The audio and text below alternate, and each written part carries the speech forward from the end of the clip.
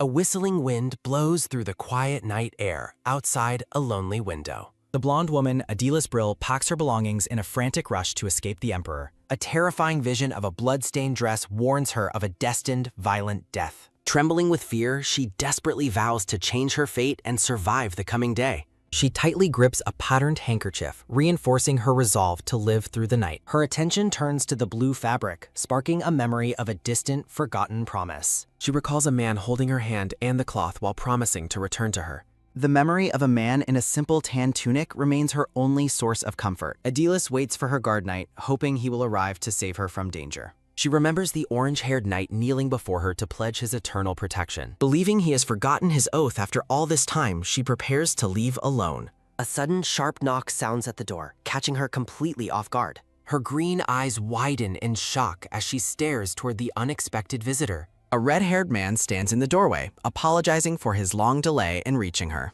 Rayhan smiles at Lady Adelis, finally appearing to honor his long-standing commitment. Overwhelmed with relief, she beams as she realizes her protector has finally arrived. She rejoices that Rayhan has truly returned to keep his word and save her.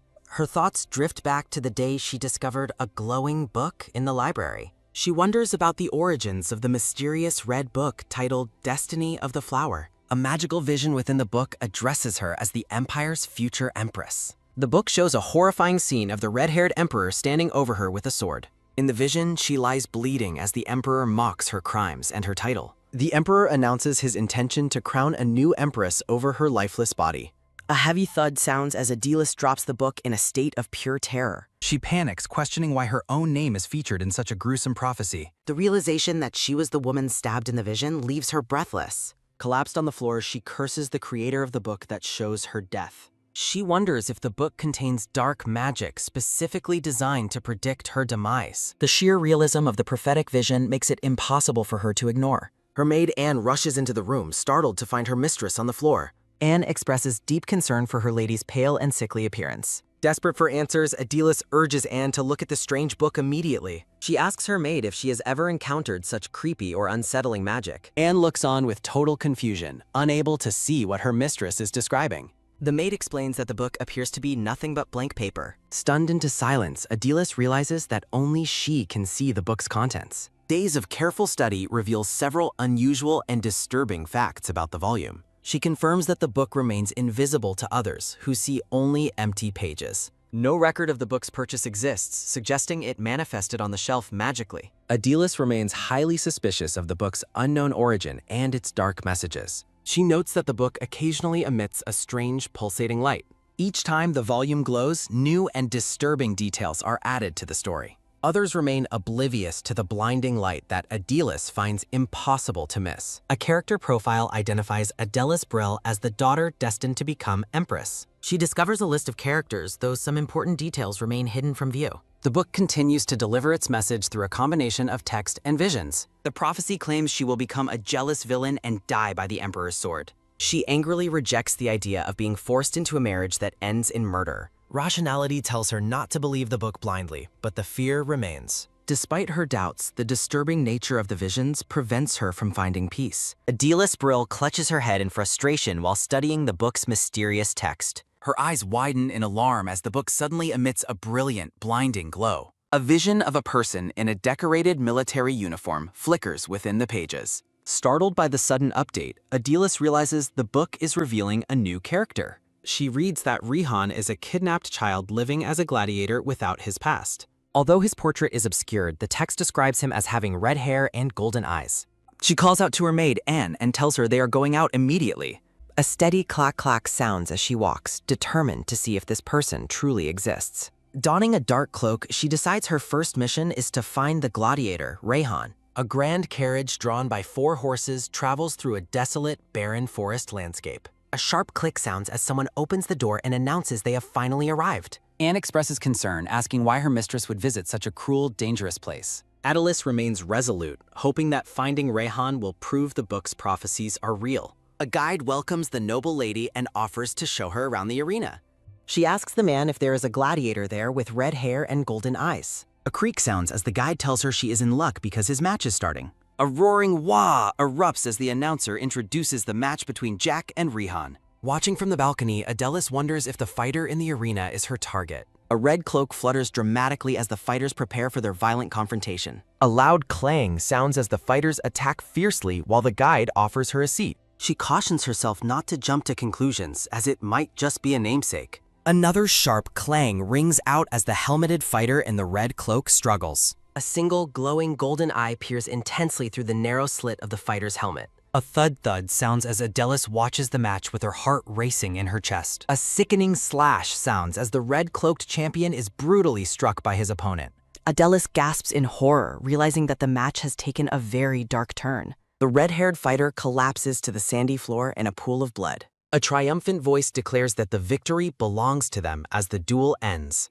The crowd erupts in deafening cheers as the victor stands over the fallen gladiator. Overwhelmed by the noise and the violence, Adelis hangs her head in somber silence. The arena echoes with the crowd chanting the fallen fighter's name, Rayhan, over and over. The guide asks if she is leaving, noting that the next match might be more fun. Adelis ignores his suggestion and firmly demands to be taken to the manager right now. A rhythmic clack-clack sounds as the group descends the stone stairs toward the lower levels. A heavy thud sounds as the scarred manager welcomes the noble lady to his office. She asks to examine Rayhan closely, and the manager orders his men to bring him. A long creak sounds as Adelis waits, praying the boy is just someone with the same name. A dull thud sounds as a boy's limp leg is dragged across the stone floor. The guide drops the injured boy before Adelis, who gasps in shock at his condition. She is horrified by his untreated wounds and shocked that a small child is a gladiator.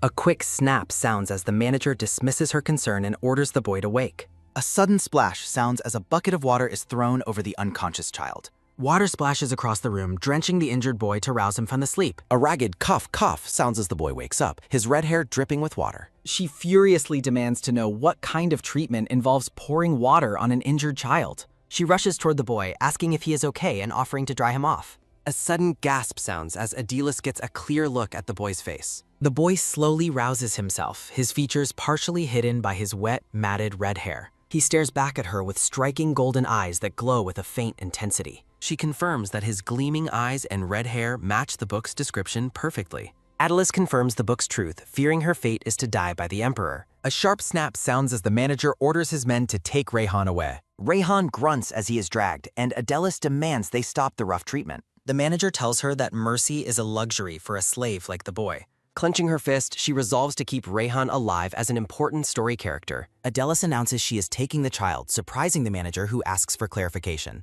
A heavy thud sounds as she drops a gold pouch to pay whatever price necessary. She tells the manager to bid however much he wants for the boy's freedom. A rhythmic dak-gak sounds as the carriage carries Adelis and the boy through the night. She watches Rayhan sleep, feeling immense relief that she successfully rescued him from danger. She hopes the boy might change her fate while he weakly calls out to her. Rayhan's golden eyes glow intensely as he asks her who he needs to kill. Sitting in the carriage, Rayhan asks which person his new mistress wants him to kill. Adelis is horrified, asking why he thinks she wants him to commit a murder. Rayhan asks if he is for assassinations, and she tells him not to be scary. He asks why she took him, but she hides her knowledge of the book's destiny. She claims she needs a bodyguard, though he notes that gladiators aren't usually hired. She worries he'd think she was crazy if she told him the actual truth. He says he understands, mentioning that gladiators are often used as toys for relief. He mentions stress relief toys, and Adelis screams that she would never do that. Rayhan wonders what her plan is, and she realizes she doesn't know what to say. The red-haired boy asks what she wants, staring at her with wide golden eyes. Standing among flowers, she declares that she will just insist on her own logic. Rayhan agrees to follow, and she cheerfully suggests getting his wounds treated first. A clock sounds as they reach home, and she promises him new clothes and hair. The scene shifts to the grand sunlit exterior of the noble Brill family estate. A soft sagak sounds as the boy's long, matted red hair is finally trimmed. The servant announces he is done, and Adelis gasps at the boy's clean appearance. Dressed in a clean vest and tie, Rayhan softly thanks her for his transformation. Rayhan explains he receives daily medical treatment and lives with the lady. He notes the servants eventually accepted him because of how much Adelis cared. She keeps him constantly by her side, holding his hand as they walk the halls. Adelis asks about his favorite foods and places he might want to visit. Rayhan watches her eat and smile, moved by the genuine kindness she shows him. He wonders why she is being so good to a person she barely knows. He wonders if she truly just likes his appearance as he looks at himself. A quick dalgarak sounds as Adelis notices he is dazed and asks what is wrong. Rayhan asks her to honestly explain why she brought him to her home. He points out that he is a gladiator and has taken human lives. He asks her to speak the truth without worrying about how he might react. Adelis agrees to tell him the truth and admits there was a reason. Petting his hair, she says she couldn't leave him to suffer in the arena. She tells him she would have rescued him much earlier if she had known. Adelis smiles warmly and promises to teach him everything he needs to know from now on. She says good memories can help someone overcome both the past and the future. Rihan wonders if that is the only reason or if something else is hidden. The story skips ahead a few days, showing the mansion at sunset. A sharp toque sounds as a heavy object is placed down on the table. A pair of hands presents a large, bulging pouch filled with gold coins. Rayhan is given a pouch of money for his living expenses by the Count. The Count slams his desk as a heavy, resounding gong sounds, his face contorted in shock and anger. The red-haired boy stands with his back turned as the Count orders him to take the money and leave immediately. The Count insists Rihan must leave since his medical treatment is complete, but Rihan pauses and wonders where the deception began as he acknowledges the command. Adelis recalls a moment of naive realization as she smiles warmly while holding someone's hands. Looking down at the pouch in his hands, Rayhan reflects on the fact that the lady was the one who brought him here. Adelis suddenly bursts into the room and calls out for her father, startling both the Count and Rihan. Surrounded by a symbolic aura of fury, Adelis demands a full explanation for what is happening as the Count stammers in confusion. The Count explains that the boy is fine because the physician said his wounds are healed, but Adelis questions if that is a valid reason to dismiss him without a word. The Count argues that gladiators are dangerous killers, but Adelis retorts that Rayhan is different, prompting her father to ask for proof of his uniqueness. Adelis insists Rayhan is protective and obedient, yet she privately worries if she is the only one who wants him to stay at the mansion. Rihan interrupts the argument and asks for permission to speak directly to the Count. A soft, dull "dock" sounds as Rayhan places the gold on the desk, explaining he would likely be dead if the lady hadn't rescued him from the arena. Looking determined, the red-haired boy notes that his life was already destined to end prematurely. Adelis watches in silence as Rayhan expresses his desire to spend his life serving her instead. Adelis realizes she must eventually be honest about the fact that her motivations were driven by a mysterious book. Adelis begs her father to reconsider, offering to have another knight accompany them as long as the three of them can stay together. The Count sighs, acknowledging that a child's love for their parent is a powerful force, and agrees to arrange for a knight to join them. Adelis claps her hands in delight at the news, while Rayhan looks on with a bewildered expression. As they walk through the hallway, Adelis turns to Rayhan and sincerely asks for his forgiveness. Rihan reassures her that he understands her father's reaction, as it is the typical way people perceive gladiators. Their hands meet in a firm, meaningful clasp against a glowing background. Adelis holds his hand and promises that, despite her initially selfish reasons, she will treat him with even more kindness from now on. In a playful moment, Rayhan says she has already done enough, but Adelis insists there is much more she can do for his sake. Rihan smiles softly and begins to say that she really is a remarkable person. A sudden, quick sook sounds as Adelis turns her head, noticing a change in Rayhan's demeanor. Rihan drops to one knee and pledges to devote everything to protecting the lady for as long as she will have him. Looking up at her with intense golden eyes, the boy adds that his loyalty remains as long as he is not cast away. A joyful puhat sounds as Adelis laughs and calls him a fool, promising that she would never abandon him. The red-haired boy remains kneeling before the blonde lady in a grand, sunlit hall. A sudden, brilliant payak sounds as the book begins to glow, catching Adelis off guard as she reflects on her past lack of suspicion. Adelis looks at the book from behind and realizes how naive her previous thoughts about the future truly were. Adelis holds the book and notes with surprise that it hasn't glowed once since she first found it. She wonders if the future has changed for the better because she brought Rihan into her life. Adelis lets out a confused sound as she gazes into the book, her eye widening in terror at a new vision.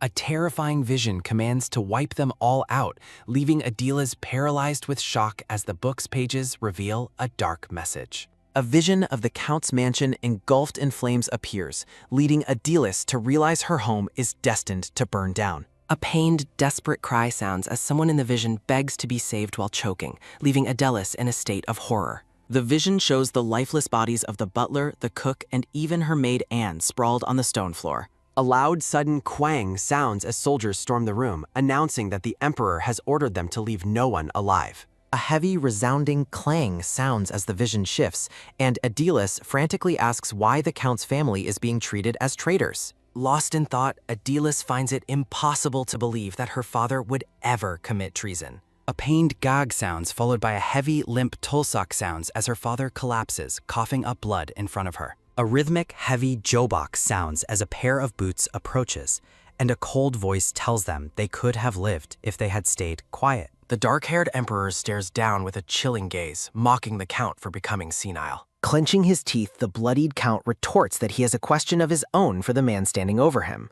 With blood streaming from his eyes, the count yells that there is no meaning for a father to live after losing his only daughter. A soft trickling tereru sounds as Adelis weeps within the vision, finally understanding the weight of the book's prophecy. Adelis observes the silhouette of the emperor and realizes she is destined to die by his hands. Standing over her dying father, she understands that he only committed treason to seek revenge for her death. A sudden, sharp whick sounds as the emperor turns away and heartlessly orders his men to dig up the grave of Adelis's mother while her father begs for mercy. Walking away from the carnage, the dark-haired emperor heartlessly declares that the bodies of the count and his wife will be discarded in the fields.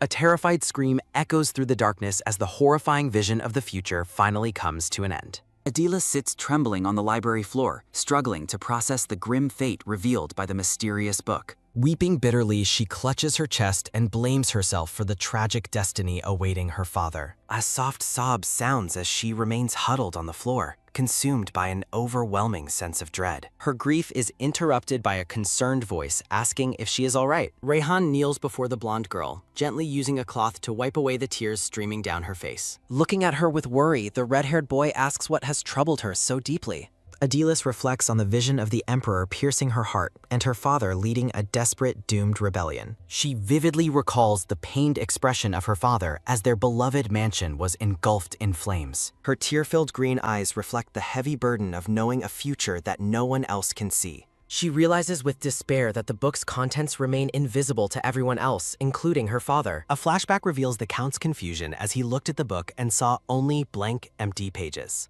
Trying to force a smile, she desperately attempts to convince herself that the entire prophecy is nothing but a lie. She looks back at the book lying on the floor, wondering if Rayhan's unique nature might change things. She considers that since Rayhan is a central figure in the book's story, he might be able to perceive the text. Turning to him with desperate hope, she asks the boy if he can see what is inside the book. Rayhan reaches for the book as she silently pleads for him to confirm its terrifying reality. A sharp pain strikes her heart as Rayhan examines the pages and confirms he sees no content inside. A soft sob sounds as the red-haired boy asks what is wrong, noticing his mistress sinking further into despair. Upon hearing his answer, the blonde girl breaks down completely as tears stream down her face once more. A wave of isolation washes over her as she realizes she must carry this painful truth entirely alone. A sob sounds while Rayhan watches her weep, feeling helpless as he holds the book that remains a mystery to him. The scene shifts to the study where the count asks the red-haired boy if he is requesting combat training. Rayhan stands tall and expresses his firm desire to become stronger so he can properly protect his mistress. A soft scritch sounds as the count signs a document, granting the boy permission to train with the estate's knights. The count warns him of the difficulty ahead but promises to appoint him as her official escort if he perseveres. A sharp clack sounds as Rayhan begins his rigorous training, striking a wooden dummy with focused intensity. The knights watch in disbelief as the boy displays monstrous talent, defeating a young knight in just 2 weeks. They discuss how the lady's current escort, Henry, may soon find himself replaced by the remarkably skilled boy. A rhythmic thud sounds as Rayhan approaches the knights to ask a question that has been weighing on him. The knights are startled when the boy asks why the countess is never seen anywhere within the mansion. One of the knights warns him to stop asking such dangerous and sensitive questions if he wants to avoid regret. Rayhan is stunned to learn the truth. The former countess passed away immediately after giving birth to the lady. The knight explains that without a mother or a chaperone, the lady grew up in complete isolation.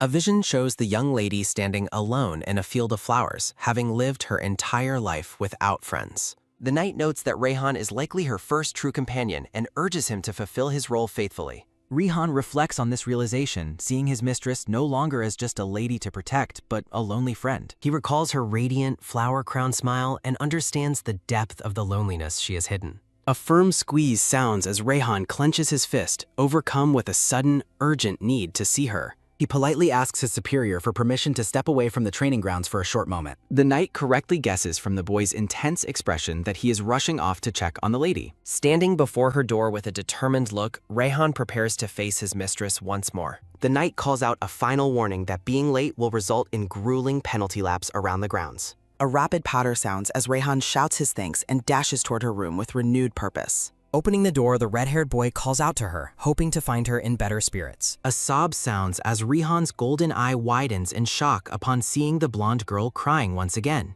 Heartbroken by her state, the boy cries out to his mistress as he rushes to her side. A soft squeeze sounds as he pulls her into a comforting embrace, gently telling her not to cry. Holding her close while she weeps, Rayhan solemnly vows that he will protect her no matter what happens. Rayhan acknowledges his mistress's command with a respectful, focused gaze. The red-haired boy asks how she is feeling as Adilis expresses her gratitude and regret for her earlier outburst. A soft, focused gaze from the blonde girl confirms that she is feeling better now. Looking out toward the library window, the young lady realizes she must begin planning for their uncertain future. Turning back to Rayhan, the blonde lady prepares to reveal something of great importance to the boy. The story pauses briefly as a transition sequence signals the beginning of a new chapter in their journey. Rayhan is visibly stunned when the blonde girl suddenly announces her intention to run away. Noticing his alarm, Adilis quickly corrects herself and claims she was actually talking about a friend's plan. Rayhan recalls the knight's words about the lady growing up in isolation without any companions to call her own. The boy looks at her with silent realization, knowing she couldn't possibly have a friend to speak of. The blonde girl tells herself that tears won't change her reality and that survival is now her only priority.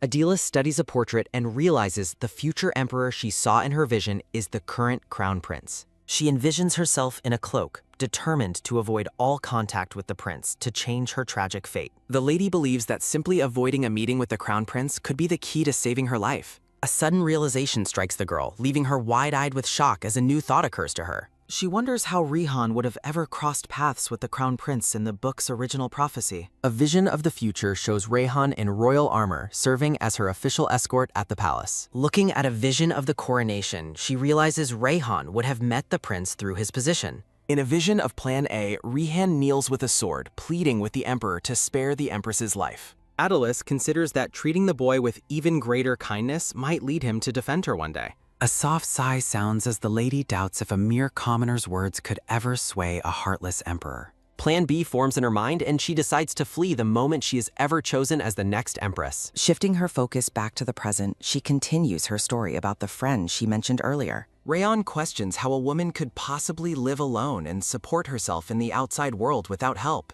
The red-haired boy warns her that escaping in secret is difficult and full of dangers like ruthless bandits. He emphasizes that personal safety should always be the most important consideration for anyone fleeing their home. The blonde girl looks on as Rayhan suggests a scenario involving an escort who isn't a trained knight.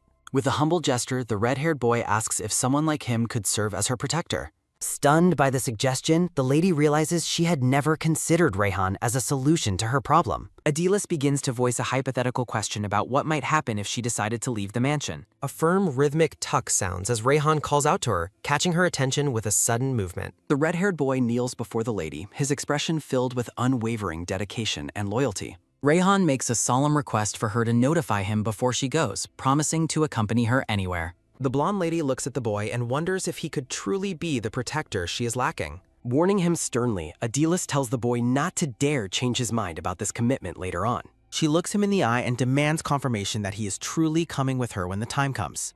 A soft knock sounds as they link pinky fingers, and Rayhan vows to protect her no matter what. The scene shifts as peaceful time passes and the cold early spring gives way to the next season. The grand estate stands under a clear sky as the season for the imperial balls unexpectedly arrives. A sudden heavy kung sounds as Adilis reacts with visible shock to the mention of a debutante ball. The count informs his daughter that she must prepare for her debut at the upcoming summer palace ball. Adilis tentatively asks her father if it would be possible for her to skip the ball entirely. A soft, anxious fidgeting sounds as the girl claims to be afraid and uncomfortable around large crowds. A soft tuck sounds as the count reaches out toward his daughter and calls her by name. A rhythmic jubbuck sounds as the count approaches, insisting that her attendance is a matter of his peace.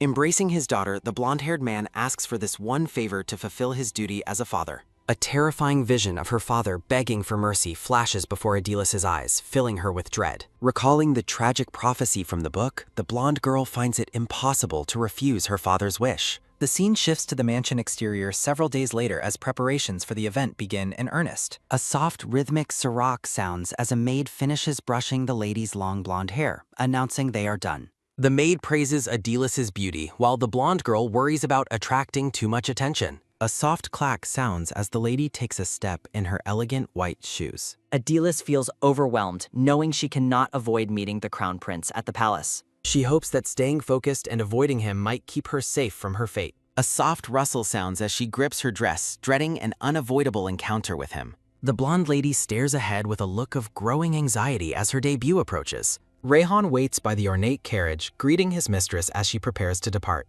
Looking dashing in his escort uniform, the red-haired boy asks for the honor of escorting her. A close-up reveals the exquisite jewel-encrusted brooch adorning the center of her dress. Rayhan gently takes her hand, offering reassurance and telling her not to worry about the night ahead. A rhythmic clatter sounds as the carriage arrives at the majestic and imposing imperial palace. Count Brill leads the way while Adelis instructs Rayhan to wait for her after one dance. Rayhan reflects on his status, wishing he weren't a commoner so he could stay by her side. The red-haired boy watches her go, earnestly asking his lady to return to him safely. The grand ballroom is filled with the low hum of conversation from the assembled nobility. The emperor welcomes the empire's talents, celebrating those who have reached their 18th year. Adilis searches the room, noticing the emperor's presence, but wondering where the crown prince is. The emperor stands tall, overlooking the crowd with a presence that commands the entire room. A sudden sharp gasp sounds as Adilis is paralyzed by the emperor's dark, predatory gaze. She quickly turns away, desperately hoping that their eyes didn't actually meet in that moment. A chilling smile plays across the emperor's face as he watches the young lady from afar.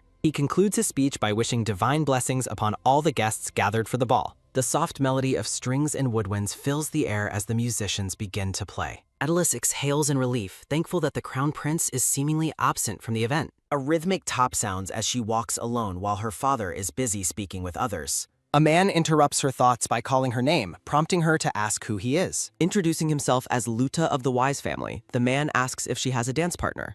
A heavy presence looms as the emperor suddenly appears and asks if she is without a partner. With a terrifying grin, the emperor declares that he shall be her partner for the dance. The emperor towers over the trembling girl, insisting on taking her as his companion. Adilis awkwardly claims she already has a partner, but the emperor demands to know who. She points to where Luta was standing, only to find that the man has completely vanished. The emperor notes the man's disappearance and insists there is no choice but to dance with him. Despite her polite excuses about her lack of grace, the emperor firmly demands she take his hand. Adilis dances with the emperor in distress, mentally cursing Luta for leaving her in this position. The surrounding nobles gossip about Count Brill's daughter making her debut with the emperor himself. A firm squeeze sounds as the emperor's hand grips her waist, making the situation feel incredibly unfortunate. The blonde girl feels increasingly uncomfortable, wondering why the emperor is being so clingy during the dance.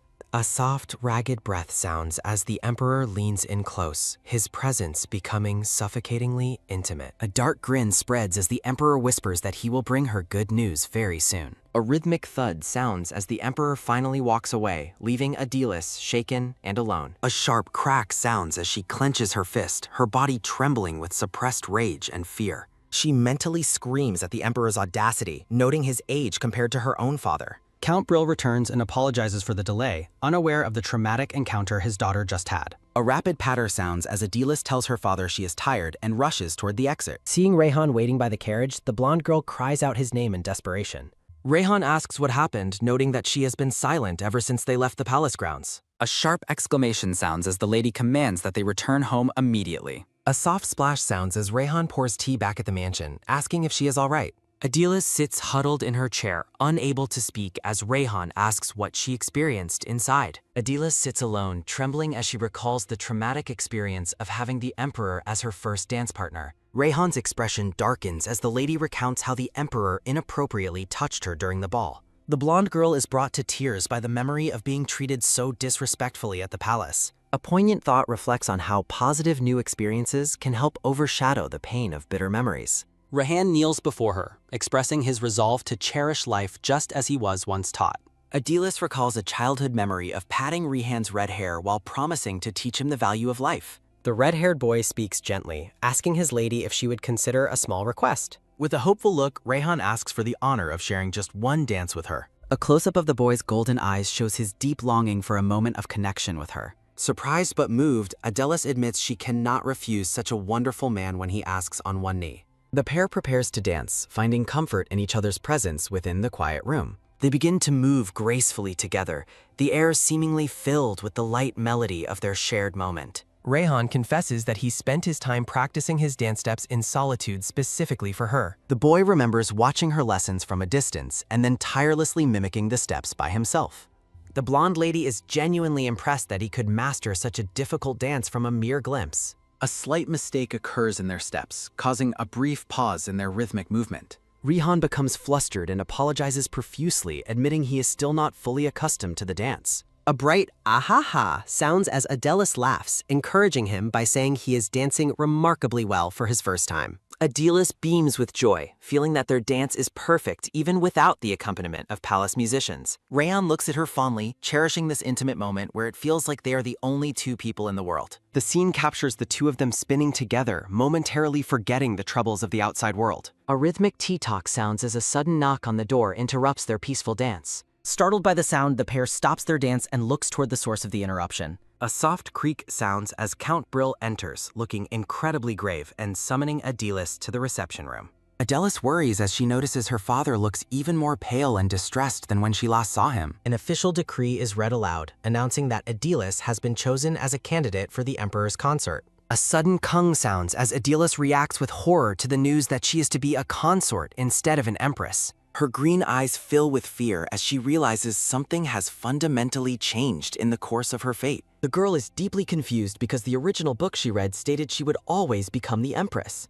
She struggles to understand why she would be assigned to the old emperor instead of the crown prince as expected. A soft tuck sounds as the Count places a comforting hand on his daughter's shoulder. A sharp kaduk sounds as the blonde man grits his teeth, promising her that he will find a way to resolve this. Adilis continues to tremble, her mind racing for a solution as she repeats her father's words. The lady decides her first course of action must be to consult the prophetic book for any hidden details. A rapid parallax sounds as she frantically searches through the pages for any mention of an imperial consort. The ornate pages are scanned quickly as she tries to reconcile the text with her new reality. Her dread grows when she finds no mention of a consort position, only her inevitable rise as the Empress. She begins to doubt the truth of the book itself, wondering how Rehan's real-world existence fits into the story. Rehan enters the library, his face reflecting the shock of the news he heard from the Count. A rhythmic geobox sounds as the boy approaches, while Adilis grabs his sleeve with a soft cock sound. Crying out in distress, the blonde girl explains that she cannot understand why she must face this new fate.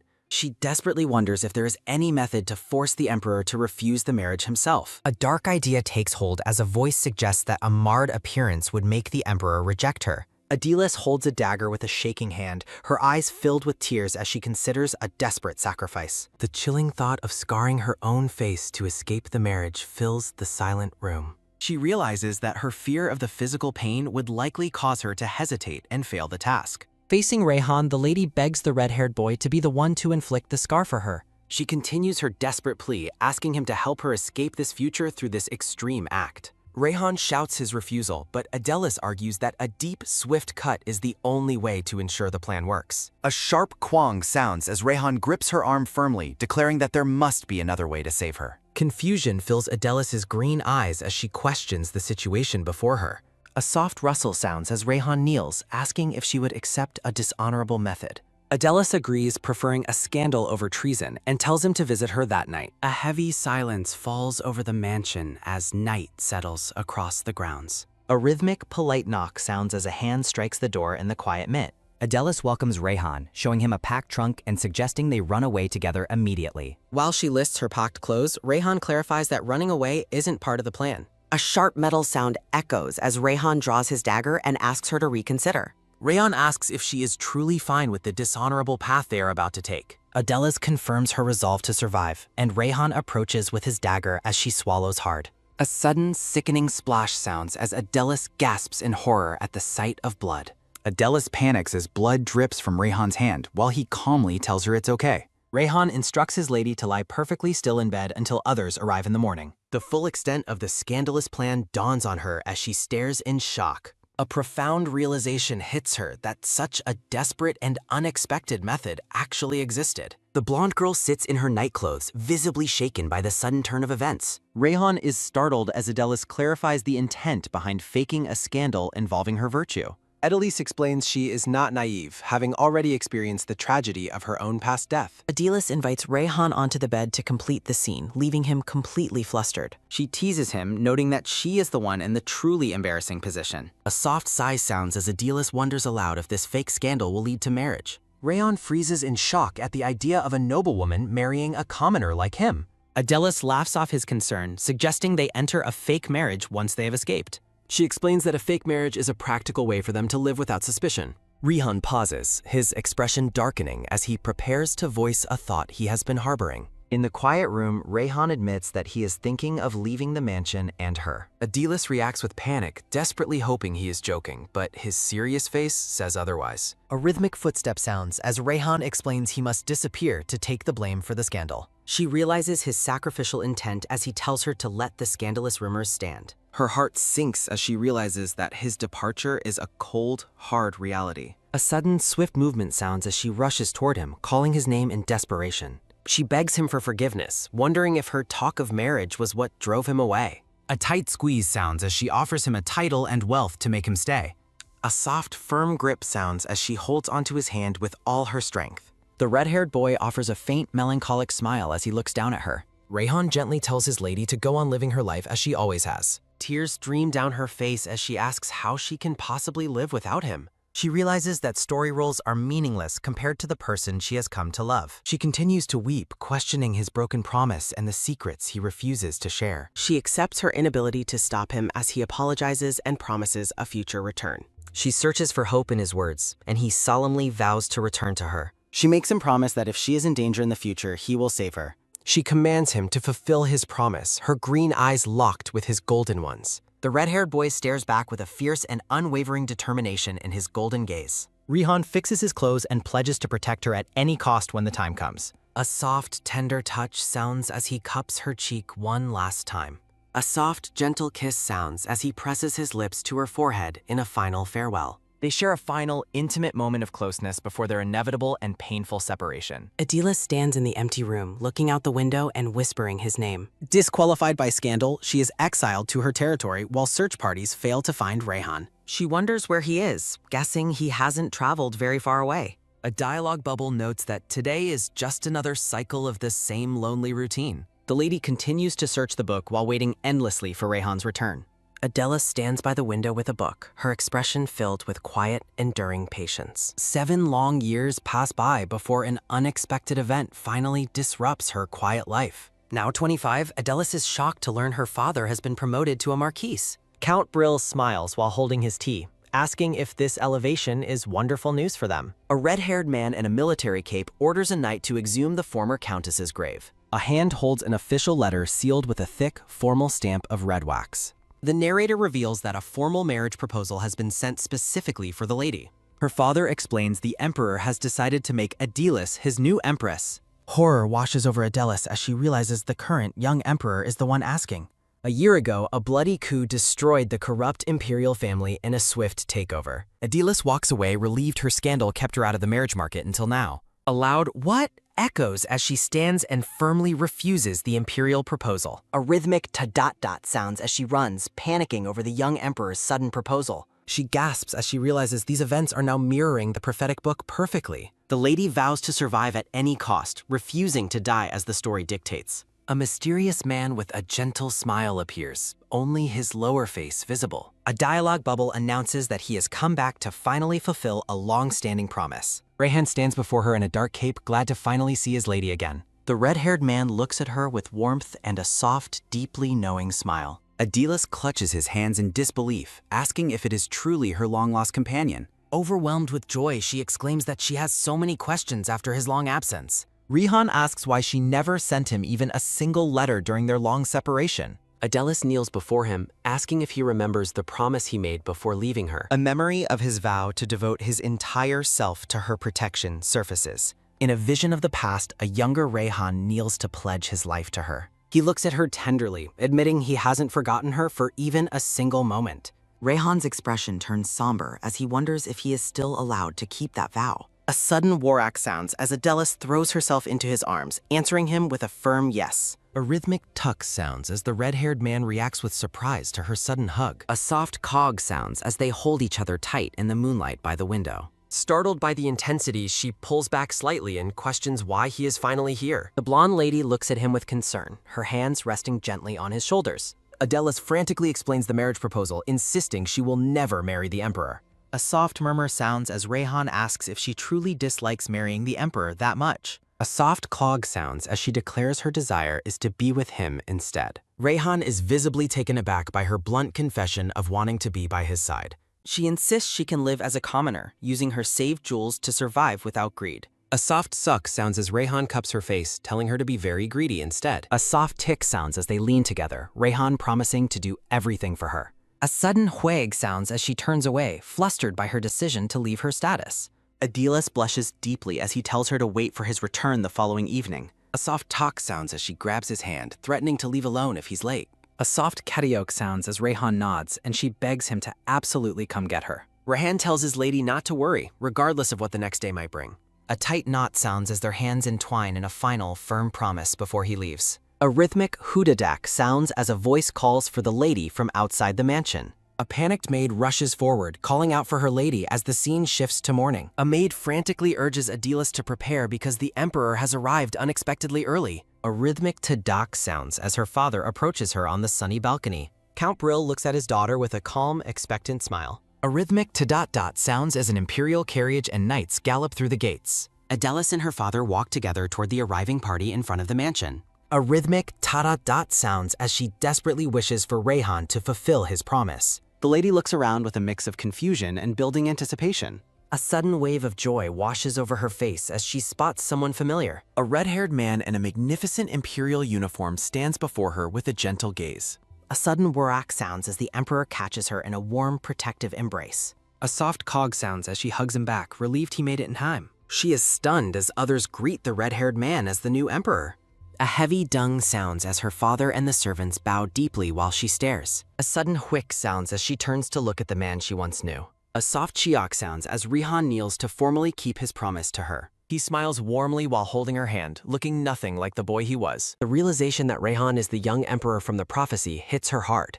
Horror and disbelief cloud her features as she processes this impossible identity. Rayhan calls her name, but she remains frozen in a stunned, heavy silence. She struggles to reconcile her memory of a commoner with the ruler standing before her. Amidst the shocked gazes of the staff, she demands to know how he became emperor. Rayhan explains he worked tirelessly to become someone worthy of standing by her side. He admits that longing for her was what allowed him to endure the long years. A sharp gasp escapes her as his heartfelt confession reaches her. Rand sweeps her off her feet, admitting how much he truly missed his lady. She remains wide-eyed and speechless in his arms, still unable to comprehend the situation. The narration notes how much he has changed and grown since they last met. She finds herself distracted by how handsome and imposing his face has become. Adelis flushes with embarrassment, frantically begging him to put her down. Rayhan insists on carrying her while she panics about entering the carriage. She tries to find a moment to stop him and reconsider the imperial proposal. Rayhan's expression remains calm as he questions her desire to refuse the marriage. A cold, silent tension fills the air as he wonders about her true intentions. A sudden wheek sounds as he asks if she plans to ruin his reputation. A panicked shout rings out as she denies anything happened between them. He continues to hold her, teasingly asking if she plans to escape after their night. A soft hoyak sounds as she turns red, while he warns her about rumors. He jokes about the blood she shed, making the maids whisper as she laments his change. A rhythmic ta-dot-dot sounds as the grand imperial carriage carries them away. A soft poong sounds as a chibi Adelis glares with her arms crossed in annoyance. Inside the carriage, Rayhan apologizes for teasing her, but she isn't amused. She worries about the scandalous reputation he is purposefully building for her. He laughs off her frustration, finally promising to stop teasing her about the past. A soft beat passes as he reaffirms that he truly did miss her. He looks at her with an expression of pure, unadulterated affection. She stares back, her heart racing as she tries to accept this new reality. A dark thought enters her mind, questioning if he is destined to become her executioner. A soft kook sounds as she grips her dress, terrified of the prophetic book's ending. A soft diol sounds as her hands tremble while she sits opposite the powerful emperor. Rihan holds her close again as she asks if she can still refuse the marriage. The red-haired man in the imperial uniform softly whispers Adelis's nay. Inside the carriage, Ran asks if she genuinely dislikes the idea of marrying him. Adelis looks away, reflecting on how her father's new status has already shifted their destiny. She decides to be completely transparent about her feelings regarding their current situation. Adelis bluntly confesses that she has no desire to marry the emperor. Rayhan smiles warmly at her, his expression filled with a gentle, knowing affection. She demands to know why he hid his identity while he explains he sought her father's aid during the coup. A chibi Adelis is paralyzed with shock as she processes the scale of the rebellion. Rand confirms her father's critical role in his ascension, making Adelis realize the depth of her father's schemes. She weeps at the thought of her father risking everything just to secure her future. Rihan explains the logistics of the proposal and admits his impatience drove him to visit her that night. Chibi Adelis looks suspicious as she asks why the emperor keeps smiling.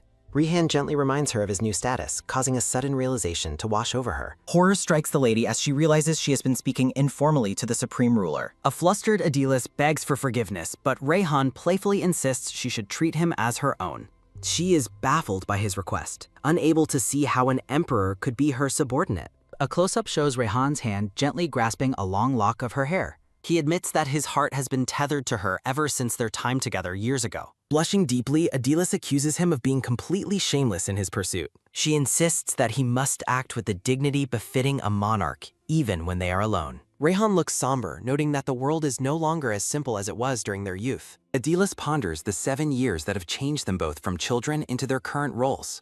A chibi Rayhan looks mournful, causing Adelis to stare at him with a mix of pity and concern. Rihan looks out toward the sunlight, suggesting they maintain their old bond. Adelis is startled as she addresses him formally, her green eyes wide. Rayhan holds her hands tightly, clarifying that his proposal is a humble request rather than a command. With a gentle gaze, he confesses how much he truly longed for her throughout their long separation. Adelis relents, admitting she cannot refuse him when he speaks with such sincerity. A radiant glow surrounds Rayhan as he smiles brightly at her relenting. She sets a boundary, declaring she will only speak casually when no one else is watching. Rayhan is delighted, confirming that their private moments will remain as comfortable as they once were. A happy chibi Rayhan asks her to please be comfortable around him. As the carriage rolls through the woods, Adelis wonders if she is being skillfully manipulated. Sunlight filters through the green leaves as the carriage travels down the road. A quick talk sounds as the carriage bounces, prompting Adelis to call out to Rayhan. She complains that he is sitting far too close to her, but he answers with devious charm. Rand explains that sitting across from her would prevent him from holding her hand. Adelis shuts her eyes in embarrassment, once again lamenting his lack of shame. He leans in, listing the many things he wishes to experience with her now that they are reunited. A close-up shows Rayhan's sleeve as he mentions having a wedding ceremony. Their hands interlace as he lists simple things like eating meals together. He leans in close, teasingly asking if she knows what follows their wedding night. Adelis panics at the suggestion, while Rayhan laughs and promises she will find out soon enough. She stares at him, wondering if this playful man is truly the same boy she once knew. Rayhan's joke about their future intimacy leaves her frantically denying that anything has happened yet. She insists that such things are for the distant future, but Rayhan remains undeterred. A sharp keek sounds as Rayhan's expression suddenly turns cold and alert. He signals for silence as the carriage stops abruptly, far before they have reached their destination. A violent quadric sounds as a blade shatters the window, spraying shards everywhere. Rayhan throws himself over Adelis to protect her as attackers launch a sudden, deadly ambush. Adelis is paralyzed with terror as blades suddenly pierce through the carriage window. A sharp gasp escapes her as the Emperor's voice cuts through the chaos. Rihan stands at the carriage door, blocking the silhouette of the approaching assassins. With a deadly calm expression, he demands that the attackers wait a moment. A sudden roar sounds as Rayhan steps out, drawing his sword to confront the ambushers. Rihan sternly tells Adelis to stay hidden inside, promising a swift return. A loud clang sounds as Rayhan orders his knights to guard the carriage at all costs. Narration reveals the many attempts on Rayhan's life since his ascension to the throne. Rihan notes he has ruthlessly eliminated all opposition to ensure a safe future for Adelis. A violent crack sounds as a blade aimed for Adelis shatters the carriage window. Rayhan's eyes flare with a cold fury, incensed that anyone would dare target his wife. A sudden roar sounds as Rehan commands his men to seize every single attacker. Adelis cowers in the corner of the carriage, trembling as the sounds of battle rage outside. She realizes with growing dread that this ambush was never mentioned in the prophecy book. A rhythmic thud sounds as Adelis realizes with horror that someone is approaching the door. A loud bang sounds as a dark figure throws open the door, prompting her to scream. Blood drips from the fingers of the hand gripping the edge of the carriage door. Rehan appears at the entrance, telling a shell-shocked Adelis that it is finally over. He smiles with blood on his face, trying to reassure her that she is safe. Adelis is overcome with horror, seeing him as the bloody executioner from her recurring nightmares. Rehan tries to check on her, but she recoils, sobbing her hatred for the violence. He realizes he has frightened her and promises to clean himself immediately. Rehan is taken aback as Adelis begins to mutter something under her breath. Adelis collapses into unconsciousness, her final plea being a simple wish to live. The screen fades to black as the scene shifts back to the lady's name. A soft rustle sounds as the pages of a book open to a familiar nightmare. Adelis reflects on the vivid dream where she dies at the hands of the Emperor. She gazes upon the image of her own demise, a constant shadow over her life. A heavy thud sounds as she experiences the nightmare again, hearing Rehan's voice. A close-up focuses on the intricate imperial jewel fastened to the man's chest. Rehan calls her name again, his expression unreadable in the dim light. A sharp gasp escapes her as Adelis jolts awake, her eyes wide with lingering terror. Rehan leans over her bed, asking softly if she is finally awake after her ordeal. A piercing scream sounds as the memory of the nightmare clashes with the reality before her. Adelis huddles against the headboard, terrified that Rehan has come to fulfill the bloody prophecy. A rhythmic tap sounds as Rehan approaches, but she begs him to stay away. Tears stream down her face as she prays to survive this encounter with the Emperor. A dark, abstract tension fills the room as Adelis struggles to process her surroundings. Rehan asks if she recalls the promise he made to her many years ago. He pulls her into a gentle, protective embrace, his expression full of warmth. Rehan promises to hold and comfort her whenever she feels frightened or lost. He assures her that she will feel better soon as he holds her close. Rehan confirms that he is here for her, just as he always intended to be. A flashback shows the young boy wiping tears from the face of the young lady. The young Rehan looks at her with a soft, adoring gaze in the past. He pulls the young Adelis into a comforting hug, shielding her from her sorrows. Rehan admits that he deeply regretted leaving her side for so many long years. A close-up shows Adelis' eye widening as she begins to remember their shared history. Rehan apologizes for causing her such worry and asks how she is feeling now. Adelis confesses that the shock of the situation caused her to lose consciousness. Looking downcast, the red-haired man apologizes for showing an unsightly side and promises to be more careful. Adelis observes him, realizing that he was only acting out of a desire to protect her. With a look of sincere gratitude, she thanks the man for saving her life. She pulls him into a warm hug, expressing her heartfelt appreciation for his protection. He asks if his old promise is still valid, confirming it will remain so for their entire lives. He vows to save her in any situation, and she playfully insists that he absolutely must. She reflects on how the boy from her childhood and the destined tyrant are the same person.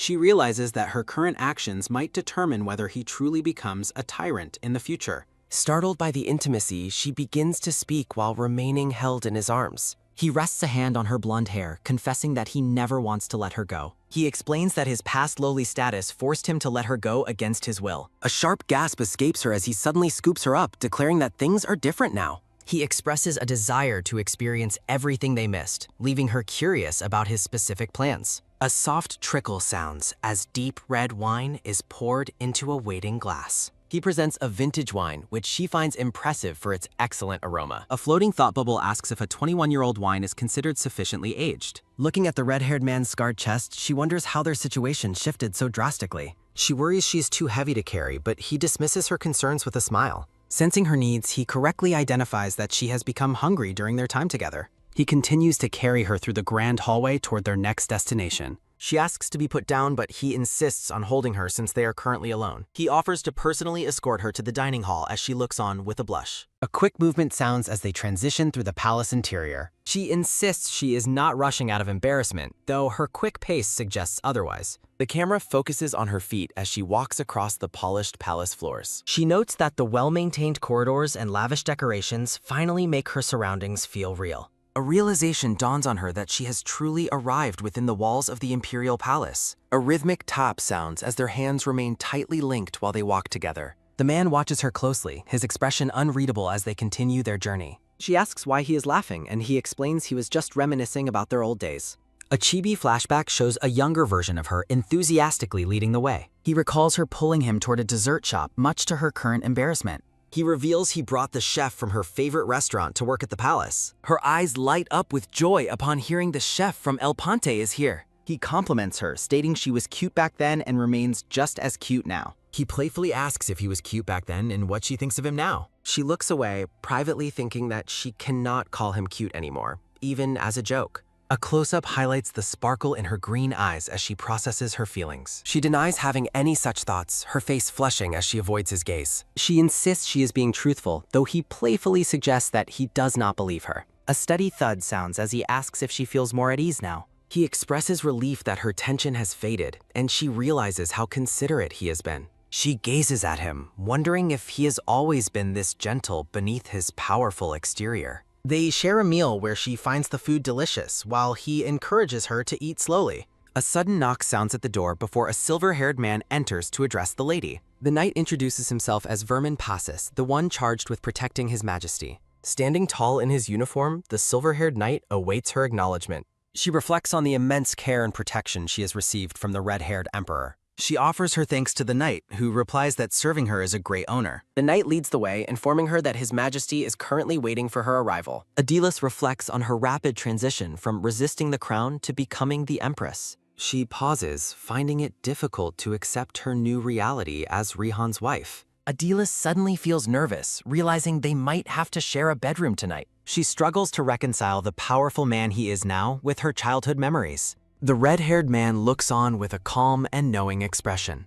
A sharp gasp escapes her as the emperor arrives, startling her while she's lost in thought. He questions her deep concentration, so she lies, claiming interest in the palace's size. Rehan cryptically suggests the palace isn't the only thing that's vast, leaving her puzzled. He offers her a glass of wine, explaining he specifically waited to drink with her. She feels her face heating up as she finds herself unable to look away. The emperor's muscular, scarred chest is partially visible through his open white robe. She panics internally as she realizes she is staring directly at his bare chest. He describes the rare vintage's origin while she tries to focus on the wine's aroma. A romantic atmosphere settles over the room as they stand close to one another. Heart pounding, Adilis reminds herself to stay composed despite her husband's intense proximity. She quickly shifts her focus to the desserts, prompting him to offer to bring more. Declining more food, she takes a small treat while citing the need for moderation. He pulls her into a back hug, suggesting they could engage in some nightly exercise. Her thoughts race as she contemplates the suggestive implication of his invitation to exercise. A sudden, intense flush spreads across her face as she processes his bold suggestion. Rehan observes her deep blush while she desperately thinks of a way to escape. Fearing the situation will escalate, she impulsively grabs the wine bottle to create a distraction. A soft glug sounds as she pours more, insisting she can handle a larger amount. She boasts about having a high alcohol tolerance while raising her glass in a challenge. Adilis begins to laugh and babble, reminiscing about their shared experiences from years ago. She points a finger at him, claiming she has grown into a strong drinker. She notes his changing tastes, mentioning he ate soggy mushrooms earlier despite his old hatreds.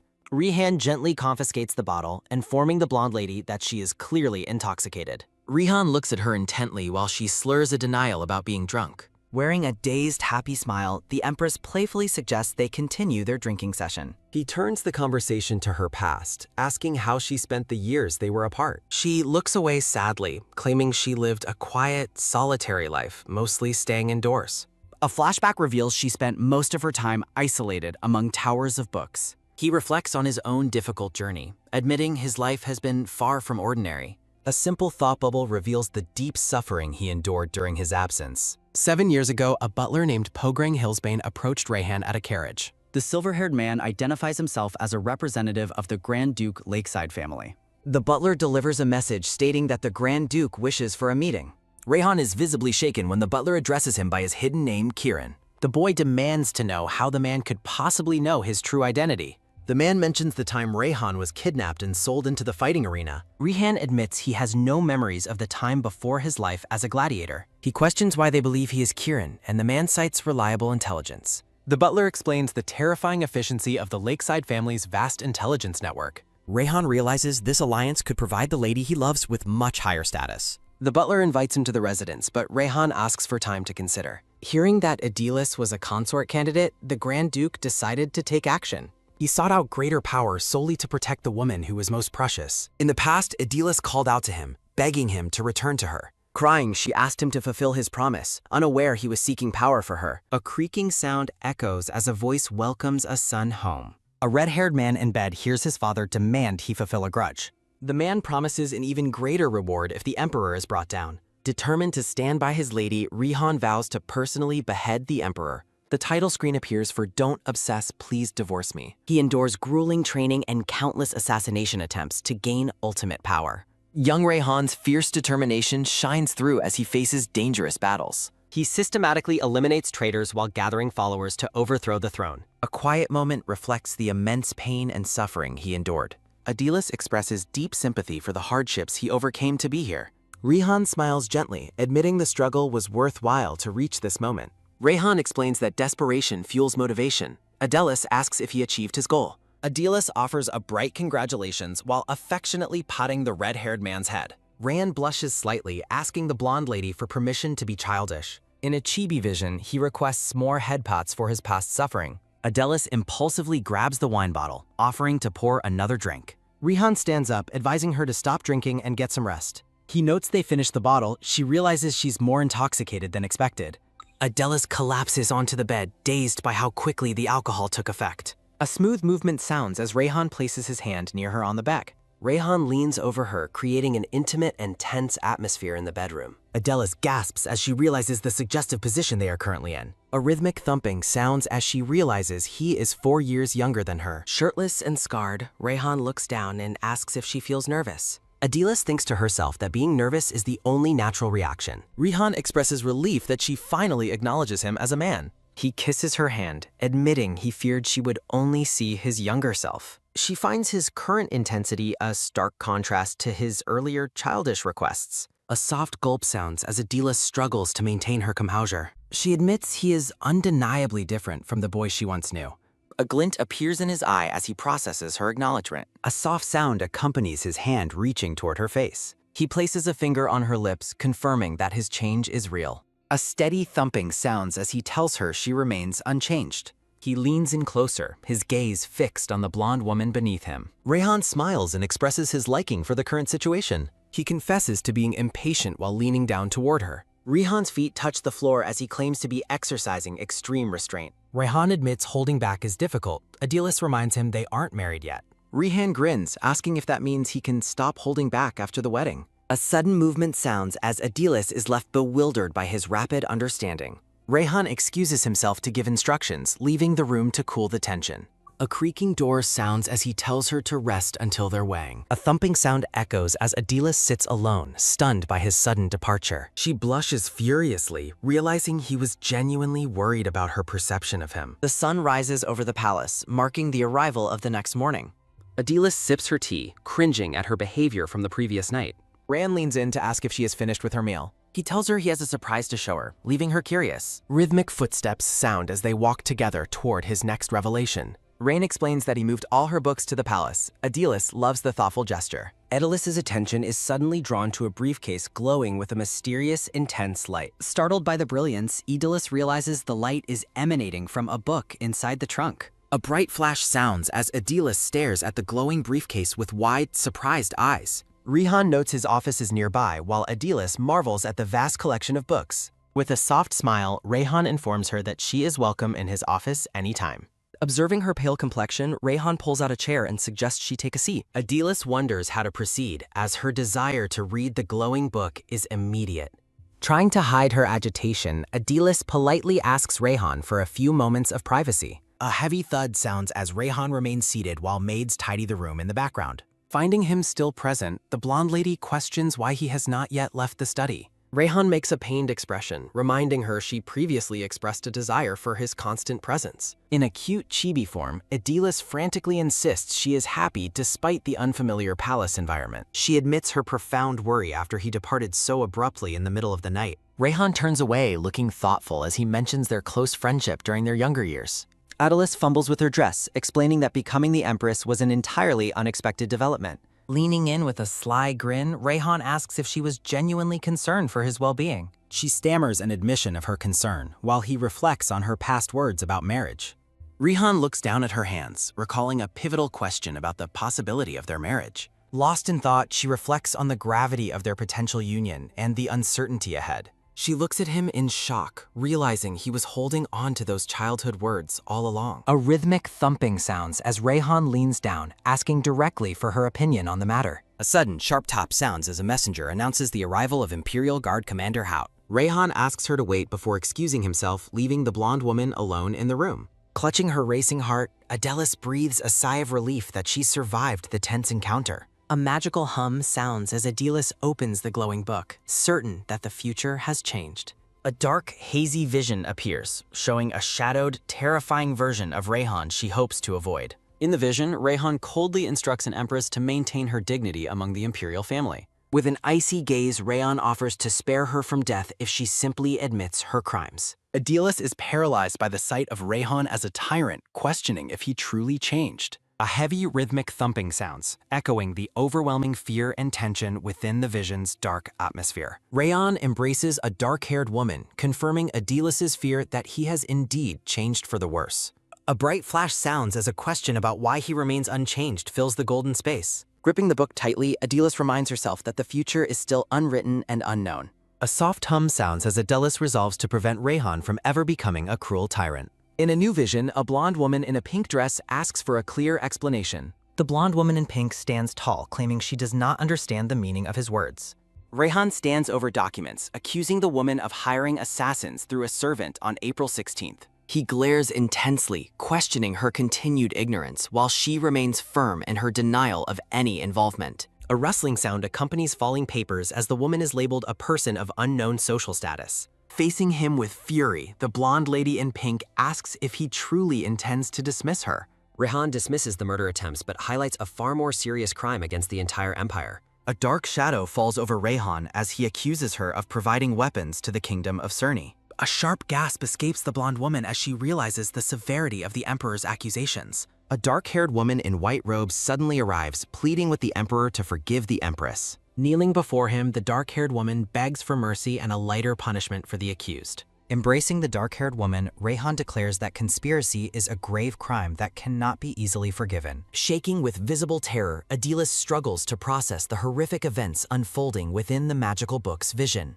The blonde woman in pink screams that she would not be wretched if given half his affection. A sharp snap sounds as Rayhan asks if she failed to prepare after joining the imperial family. A sudden command sounds as guards seize the blonde woman in pink, ordering her immediate imprisonment. A creaking sound echoes as Rayhan embraces a dark-haired woman, cold-heartedly dismissing the Empress's desperate pleas. A sinister and triumphant smile spreads across the dark-haired woman's face as the Empress is led away. A close-up reveals the Empress's wide, terrified eye as she witnesses the dark-haired woman's hidden malice. The scene shifts back to the quiet library as a heavy thud sounds among the shelves. A book with a red and gold cover falls through the air toward the library floor. A heavy thud sounds as Adelis collapses in shock, prompting the silver-haired Knight Passes to rush to her. Knight Passes ask if she is ill. Adelis, clutching her head, insists she only felt momentarily dizzy. The silver-haired man accepts her dismissal with a quiet acknowledgement before stepping back from the blonde woman. Alone again, Adelis breathes heavily while struggling to stop her hands from trembling after the horrific vision. A vision of a cold-eyed, fur-clad Rayhan fills her mind as she resolves to be mentally prepared. Adelis exhales sharply, finding the future where her companion becomes a cruel tyrant, almost too much to bear. Despite her fears, she determines to make a plan to change the future that hasn't happened yet. Reaching for the glowing book again, the blonde woman wonders if there is more content within its pages. The vision resumes with a scream as the blonde Empress in pink is forcibly restrained by Imperial guards. Dragged through the hall, the Empress screams about her status while a guard tells her to come quietly. Returning to the present, Adelis thinks about her heavy formal dress and her fear of encountering Rayhan soon. A steady thumping sounds as heavy boots approach, signaling a confrontation in the Imperial hallway. The silver-haired knight commands the guards to release the Empress, shocking everyone present with his bold interference. Adelis realizes Knight Passes was the only one on her side and asks him to wait a moment. A shocked realization hits Adelis as she reads that the knight was her only ally in that future. The scene pauses as a recruitment notice calls for new translators and editors to join the team. Night Passes stands firm against the guards as they prepare to take the blonde woman into custody. Facing her accusations, the Empress frantically denies any involvement in a conspiracy against the imperial family. Adelis reads that the silver-haired man was her only ally and wonders about her true future self. Determined to find answers, the blonde woman decides to examine the magical book's contents once again.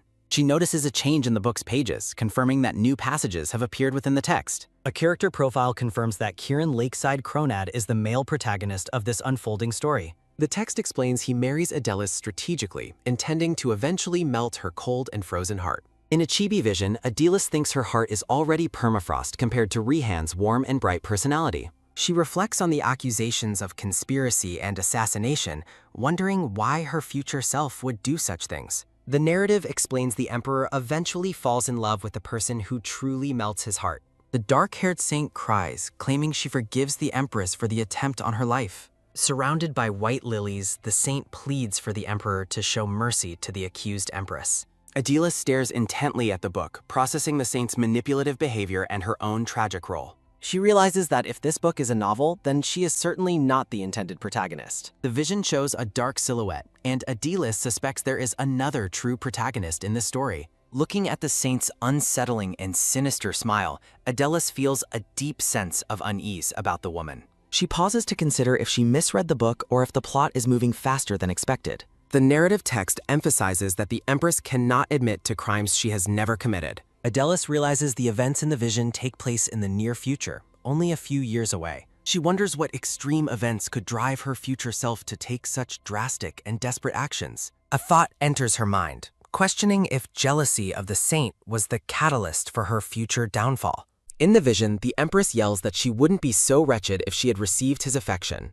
Adelis realizes that if that is the case, her future fate is likely already sealed by her emotions. A rhythmic thumping sounds as Adelis reaches a final conclusion about how to ensure her own survival. In a chibi vision, she decides to step aside for the saint and Rehan to avoid falling in love. Adelis smiles at the simplicity of her plan to step aside for their happiness and her safety. A feeling of relief washes over her as she realizes the wedding ceremony has not happened yet. Surrounded by blooming flowers, Rehan smiles warmly at the blonde woman, unaware of her new resolution. A soft thud sounds as a single crystal-clear tear falls onto the book's open page. Clutching her head, the blonde woman reflects that the visions were far more than she expected. Resolving to avoid a love triangle for her own safety, Adelis closes the magical book. She notes an empty slot remains in the character list after herself, Rehan, and the saint. Looking at the silver-haired man, she recalls he was the only person kind to her. A sharp snap sounds as Adelis closes the book, determined to learn more about the night. The red-haired man suddenly enters, apologizing for his lateness and hoping she didn't wait long. Rehan calls her name while Adelis struggles to act normally and hide her lingering fear. Rand gently cups her face, asking a concerned question as he looks into her eyes.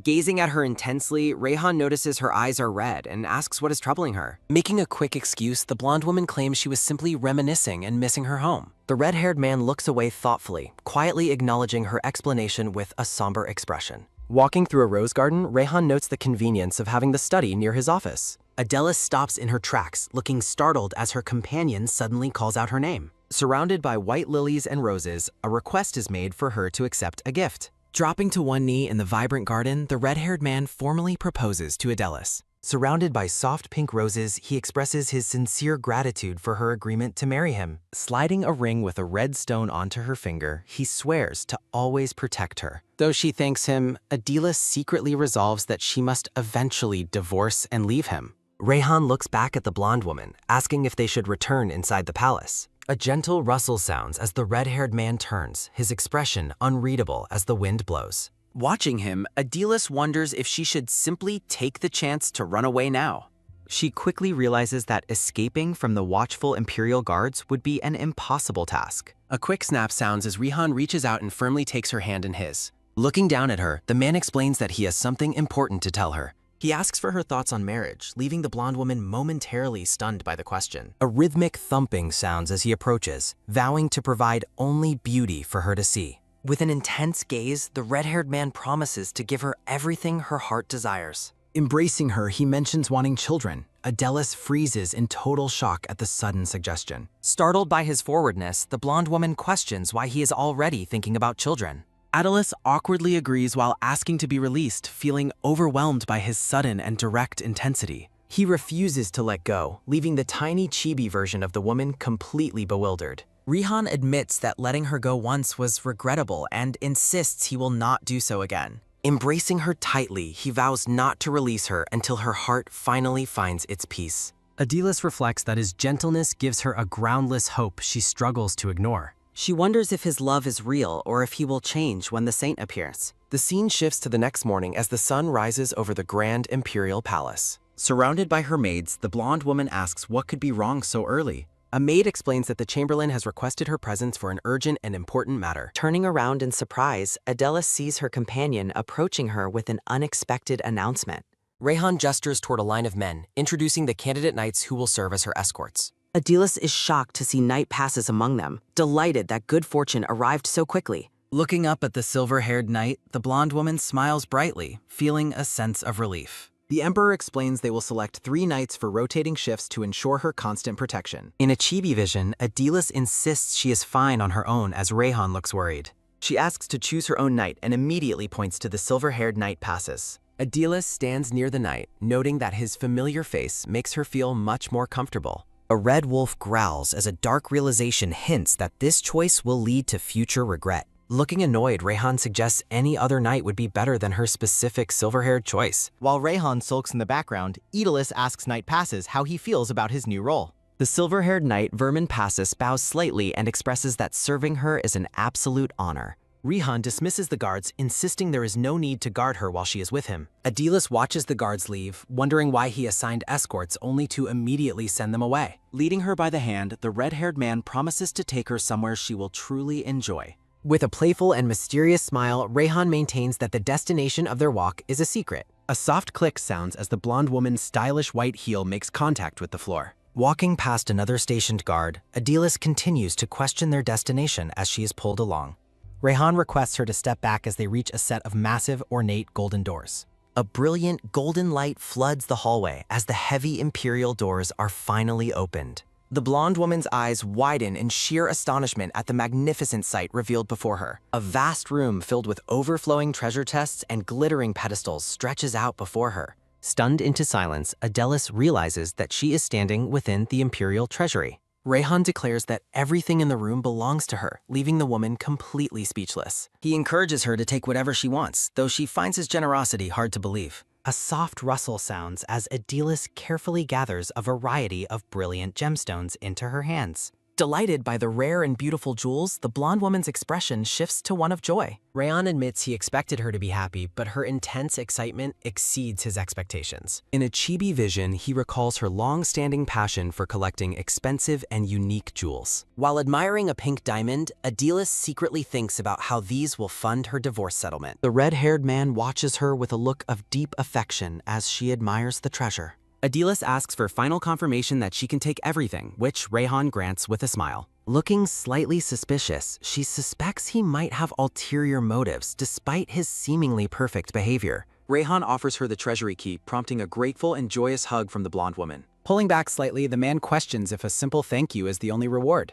Embracing her closely, Rihan admits he anticipated a much more intimate reaction for such a gift. A gentle rustle sounds as he reaches out to stroke her golden hair with a touch. Startled by the sudden intimacy, Adilis freezes as the man plants a soft kiss on her forehead.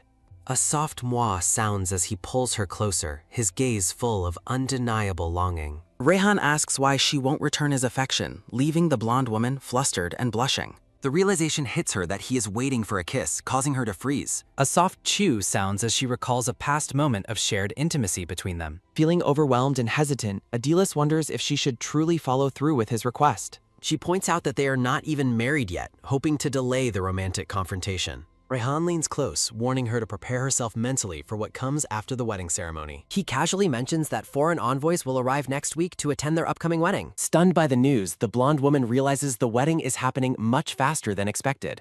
Rihan confirms the wedding date is only 2 weeks away, much to her visible and vocal shock.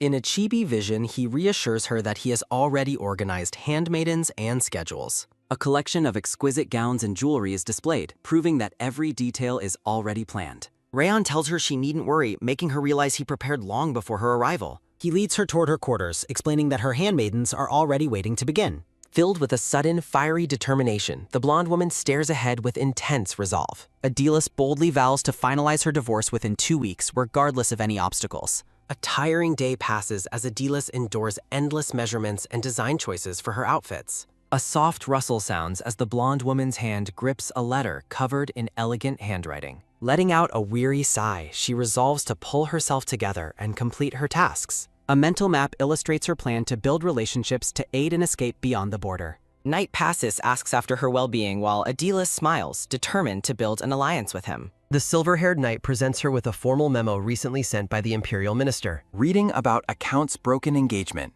Adilis decides she must absolutely avoid mentioning the sensitive topic. Adilis ponders the count's broken engagement, realizing a conflict between families is behind it. Sitting with Night passes, the blonde woman suddenly has a startling and desperate realization. She asks the silver-haired knight about the count's broken engagement, hoping to learn a lesson. Adilis smiles brightly, convinced that studying the count's specific method will finally help her. Night passes explains the breakup was due to family conflict, leaving Adilis feeling completely defeated. A soft rustle sounds as she realizes her plan to use family drama won't work. The scene shifts to a desk piled high with important documents and imperial stamps. Buried under a mountain of paperwork, Rayhan responds to a sudden knock at his door. Adilis enters the study, asking the red-haired emperor if they can talk for a moment. Approaching him tentatively, the blonde woman is met with Rayhan's concerned question about her visit. She brings up the many duties of an empress, her expression carefully neutral and focused. Deciding to act incompetent, Adilis claims she lacks the confidence to handle any imperial duties. She hopes appearing useless will make him lose interest, but he immediately rejects the idea. Rayhan explains that officials already handle those tasks, so she has nothing to worry about. Looking worried, the blonde woman asks if people will criticize her for neglecting her responsibilities. Rayhan embraces her gently, promising she can just be at ease while Adilis mourns her failure. Quickly changing tactics, she pulls away and declares that there is something she wants. Adilis joyfully requests the mermaid's tears necklace, beginning her second plan of using greed. She secretly believes that acting like an extravagant and greedy woman will surely kill his affection. Rayhan thoughtfully notes that the jewelry sold for the highest price ever at a recent auction. Seeing his somber expression, Adilis wonders if she finally went too far with her expensive demand. She asks if he has seen the necklace before, hoping her request has caused some friction. Rayhan reveals that the necklace is already in her drawer, leaving the woman completely speechless. Shimmering with light, the magnificent mermaid's tears necklace is revealed to be in her possession. In a chibi vision, the red-haired man offers to help her try on the beautiful gift. A soft rustle sounds as he carefully takes the delicate jeweled chain into his hands. Moving behind her, Rayhan begins to fasten the exquisite necklace around her slender neck. A rhythmic thumping sounds as Adilis blushes deeply, feeling overwhelmed by his sudden close proximity. The ornate necklace is perfectly placed against her skin, sparkling brilliantly in the soft light. A rhythmic thumping sounds as she feels a burning heat wherever his fingers touch her. Feeling flustered, Adilis reflects that she should have called a maid to avoid this intimacy. Rayhan asks if she likes the jewelry while they both look at her reflection. A soft moi sounds as he leans in to plant a gentle kiss on her shoulder. Startled by the sudden affection, the blonde woman yelps as Rayhan apologizes for his lack of restraint. She freezes when he promises to be careful for only the next 2 weeks before their wedding. A rhythmic thumping sounds as he vows that after the wedding, he will no longer hold back. Adilis panics, realizing that if this continues, she might actually fall for the red-haired emperor. Moving to the royal garden, the blonde woman tells Rayhan she needs to speak with him seriously. Standing firm, Adilis declares to the surprised man that she cannot become his empress. Rayhan hands her a red rose, playfully suggesting that her empress duties aren't the real problem. Adilis resolves that she must get away immediately before her feelings for him grow too strong. Rayhan asks what the real issue is, promising to solve anything that is troubling her heart. A flower-filled banner announces her third attempt at sabotage involves a fake secret lover. Gripping the rose tightly, the blonde woman boldly claims that she actually has someone she likes. Rayhan's expression shifts to one of cold intensity as he demands to know the man's identity. A cold aura surrounds him as Adilis realizes his dark expression is exactly like the book's villain. A sudden thud sounds in her heart as she frantically tries to think of a believable name. Under immense pressure, she blurts out the name of the eldest Bryce son, Luther Bryce. Rayhan looks stunned, remembering that Luther Bryce was the one who asked her to dance years ago. A sepia-toned memory shows a young Luther Bryce asking a surprised Adilis for a dance. Rayhan questions if she actually danced with the man, but the blonde woman admits her heart merely wavered while they spoke. Pleading with the red-haired emperor, Adelis desperately repeats that she cannot become the empress. She asks for the engagement to be broken, only to be met by Rehan's sudden and forceful refusal. Looking deeply pained, the red-haired man declares that he absolutely cannot grant her request for a breakup. Rehan abruptly ends the conversation, telling her to return to her room to rest since it is late. A soft rustle sounds as the red rose falls from her hand, abandoned on the floor. Adila's hopes that once the actual saint arrives, Rehan will eventually be grateful for her efforts to leave. The scene shifts to the Grand Imperial Palace as a new day begins. Entering the study, the blonde woman asks why the red-haired emperor was looking for her. Rehan dismisses his personal servant before turning his attention to the arriving Adilis. A soft rustle sounds as the servant hurries out, leaving the couple alone in the quiet study. Rehan confronts her about the lie, pointing out that Luther Bryce lost his inheritance years ago. He looms over her with a cold intensity, demanding to know the truth behind her fake lover. The red-haired man casually mentions the servant who just left the room a moment ago. He reveals that the man was actually Luther Bryce, leaving the blonde woman completely stunned by her mistake. Paralyzed by shock, Adilis realizes she failed to recognize the man she claimed was her secret lover. Rehan notes that the man claimed to have had no contact with her since their debutante ball. He asks why she claimed to want to be with another man when she previously asked to run away with him. Rehan asks if the duties of the Empress are truly the reason for her sudden change of heart. A soft rustle sounds as his hand trembles, Rehan admitting he thought he could handle her liking someone else until they met again. He somberly admits that he was wrong about being able to stay away from her. Pulling her into a desperate embrace, Rehan admits his greed for her affection only continues to grow. He begs her to care only for him, while Adilis mentally protests that he should be with the female protagonist instead. A soft rustle sounds as the emperor holds her tightly among the blooming flowers. Rehan declares that there is no one else in the world for him but her. The scene shifts to the palace gardens as the sun shines brightly over the estate. A soft scratch sounds as Adilis crosses out her third failed plan for a divorce. Letting out a weary sigh, the blonde woman laments her total failure to sabotage the engagement. Realizing the wedding is imminent, she resolves to use her final, most desperate resort. Sitting with her back to the silver-haired knight, Adilis vows this will be her absolute last attempt. Knight Passus remains silent, his expression unreadable as he watches the blonde woman's resolve. Approaching Rehan's study, Adilis tentatively calls out his name to announce her arrival. She notices he has been listless since yesterday, prompting her to approach him with a question. Rehan confirms he was working as the blonde woman asks what he is currently doing.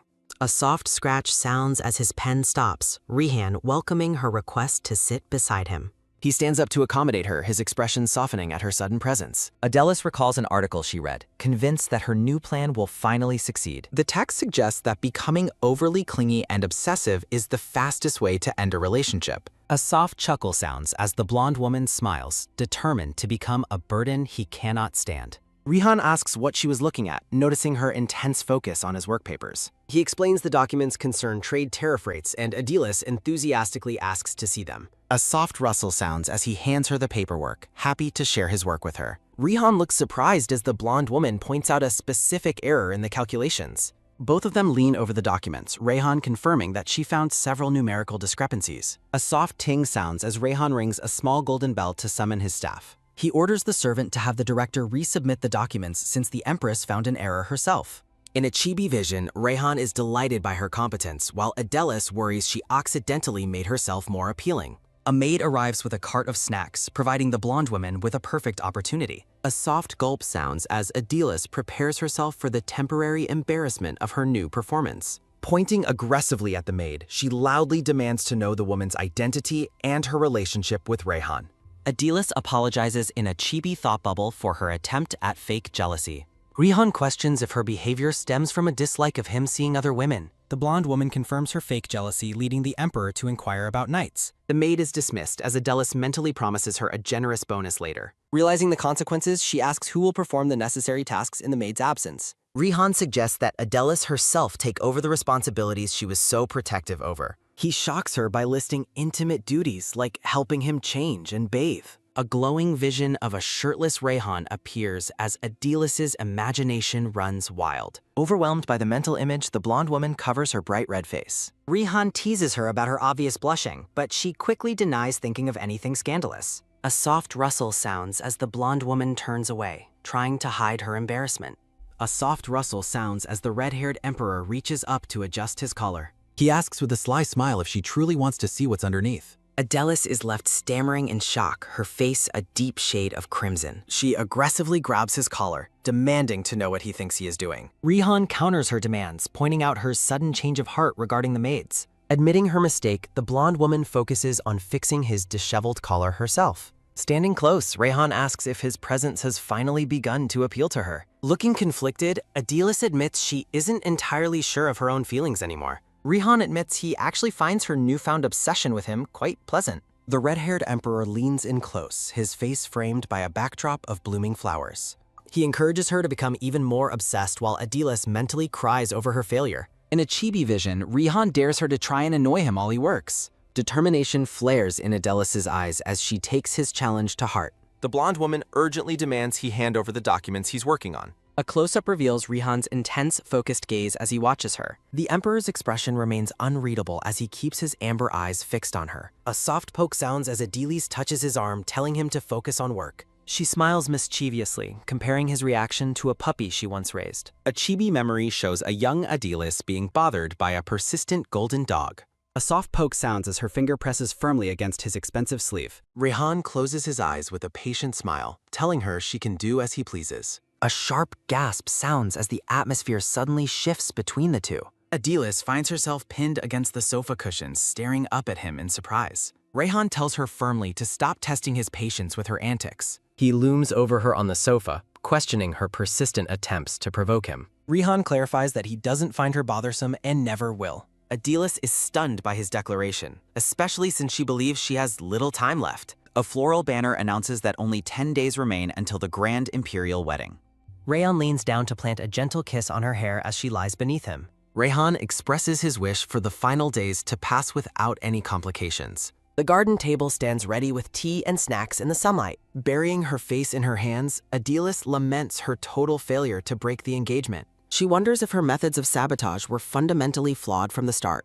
Adelis considers the possibility that she is simply too attractive for the plan to work. Adelis turns to Knight Passes, asking for his honest and unbiased evaluation of her. The silver-haired knight is visibly shaken by the prospect of judging the future empress. He nervously stammers out that she is someone very good and worthy of service. In a chibi vision, the knight expresses his terror at the idea of the emperor seeing this. Passes imagines his own demise, certain the emperor's jealousy would lead to his execution. A peaceful silence settles over the lush greenery of the palace garden. Adelis looks distressed, questioning her own attractiveness as she contemplates her failed plans. A gray-haired maid arrives at the garden table, announcing that the Sacred Empire's delegation has arrived. A narrative bubble reveals a sudden and unexpected change in the composition of the delegation. Adelis grows suspicious, noting that delegation plans rarely change without a very specific reason. A soft rustle sounds as a bad feeling begins to settle over the blonde woman. A soft click sounds as Adelis' white heels strike the floor while she walks with purpose. The maid explains that a female priestess arrived instead of the high priest, confusing the staff.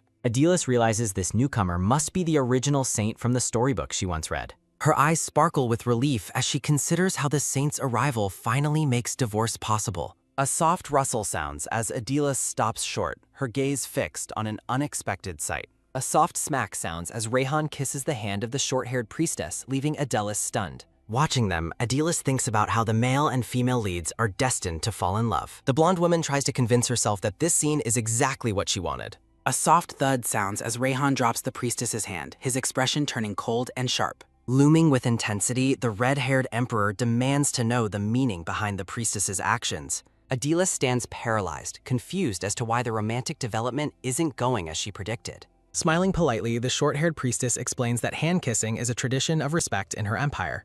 Rehan remains furious, asking if her people shamelessly perform such acts in front of his wife. Panicked, Adelis quickly intervenes to prevent a diplomatic incident between the two nations. The priestess apologizes while Adelis tries to soothe Rehan by suggesting the visitor is simply embarrassed. Clinging to Rehan's arm, Adelis begs him to reconsider his anger before it causes lasting discord. She admits that, more than anything, she hates being misunderstood by the red-haired emperor. Rehan kneels to kiss Adelis's hand, asking her to help clear up the lingering tension. Looking up with a sly and intense gaze, he suggests that his greeting holds more than respect. The priestess watches the couple's intimate display with a silent and unreadable expression. Rehan asks if she has anything else to say, to which she quickly and nervously declines. Dismissing the priestess, Rehan suggests she go rest from her long journey to the palace. A soft click sounds as Rehan calls out to Adilis, his attention fully focused on her. Rehan apologizes for the misunderstanding, but Adelis insists she is not bothered by the situation. In a chibi vision, a puppy like Rehan asks if her jealousy was eased by the priestess's gender. A soft click sounds as Adilis moves away, admitting she has no desire to be close to the saint. Rehan pulls her into a warm embrace, declaring he never wants to make his wife worry. Held tightly, Adilis worries that if the original leads don't fall in love, her life is in danger. From a distance, the brown-haired priestess watches the couple with a small, mysterious smile. A formal message notes that the saint seems to like Rehan, but he shares no such feelings. A soft hum sounds as the blonde woman's hand brushes against a book on the library shelf. A soft thump sounds as Idalis' heart races while Rehan continues to hold her close. Breaking away, the flustered woman claims she left something important in the study and rushes out. A soft click sounds as Adela stands alone in the hallway, letting out a heavy, weary sigh. White flowers bloom around a thought bubble reflecting on her future role as Rehan's wife. A soft thud sounds as Adelis hits her head in frustration, refusing to die in a love triangle. A soft hum sounds as she resolves that her only path to survival is a successful divorce. Turning back to the shelf, Adelis notices a specific book is glowing with a mysterious light. A soft hum sounds as she reaches for the red book, begging it to show her a favorable future. A soft hum sounds as the scene shifts to a vibrant garden overflowing with colorful flowers. Noble guests in formal attire mingle among the decorations as a celebration begins.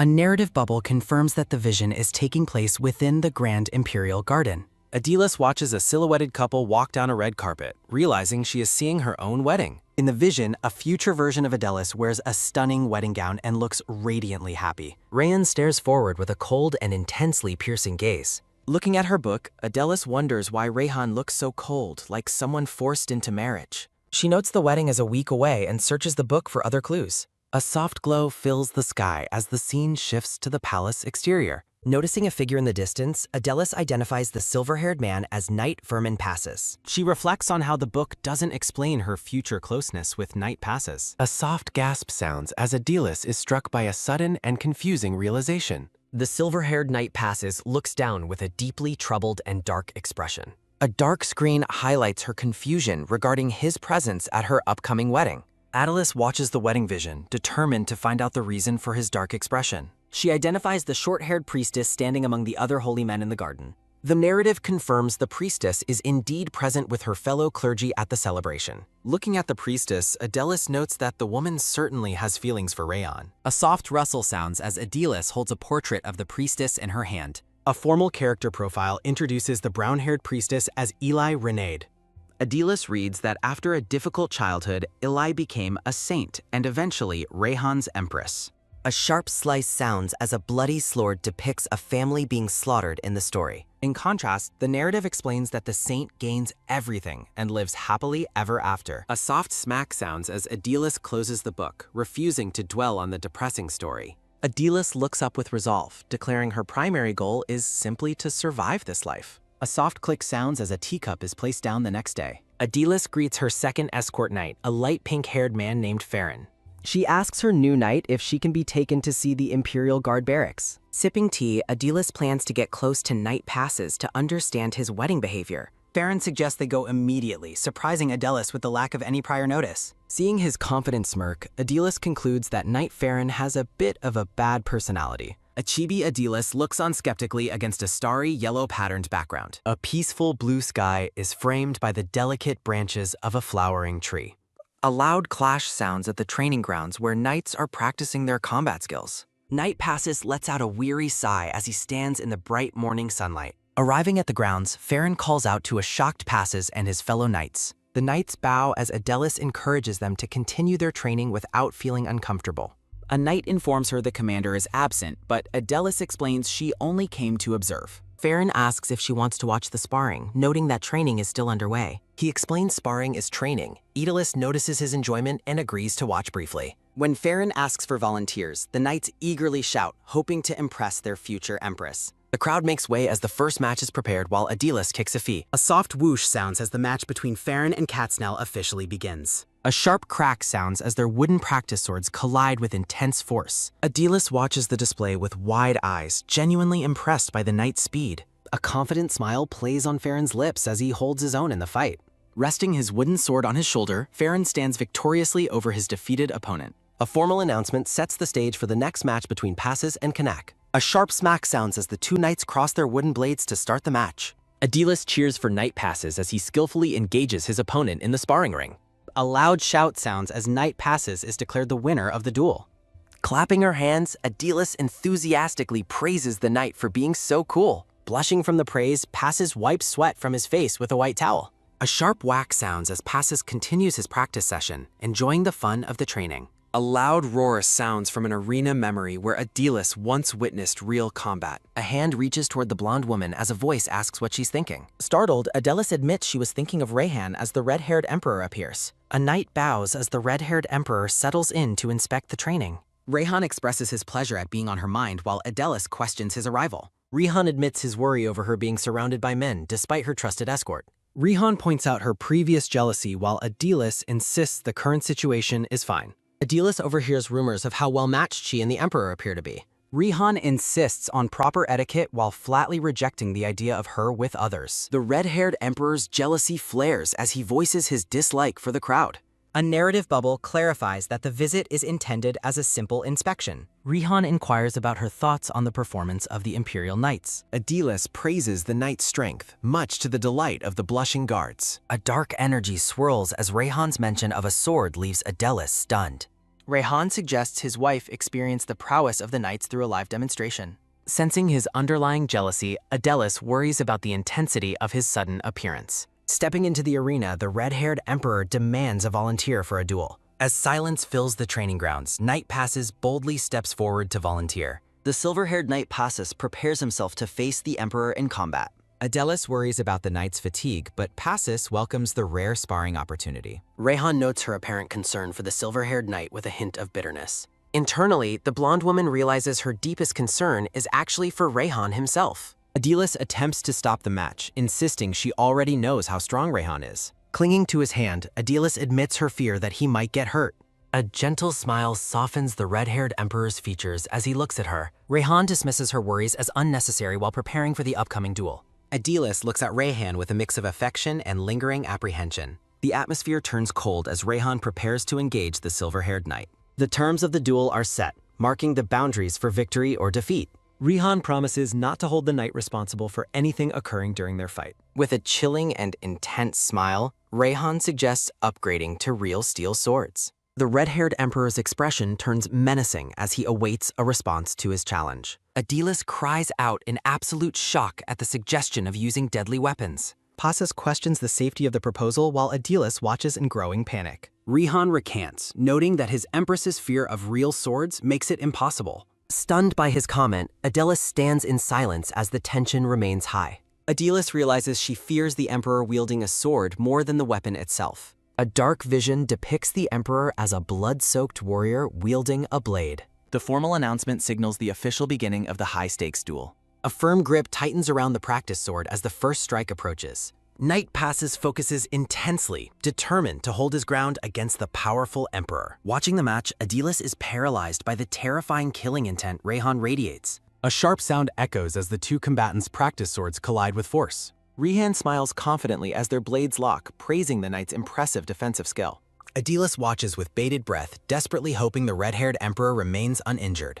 Knight Farron provides commentary on the speed and precision of Passes' opening strike. Despite the knight's skill, Rayhan effortlessly blocks the attack with practiced ease. Passes strains under the immense pressure of the emperor's superior strength and technique. Adilis is surprised by Passes' defense, but Farron knows the emperor is unmatched. Farron reflects on the emperor's legendary history as a leader on the front lines. Adilis realizes she never knew of Rihan's formidable past as a battlefield commander. The red-haired emperor looks on with a deeply reflective and intense gaze. He reflects on his own hidden burdens and the weight of his past. A soft rustle sounds as he acknowledges the immense suffering he has endured. A gentle blush creeps onto his face as his expression softens with affection. Rihan notes that a deep desire makes any difficult path feel possible. Rayhan smiles confidently, holding the practice sword as he faces his opponent.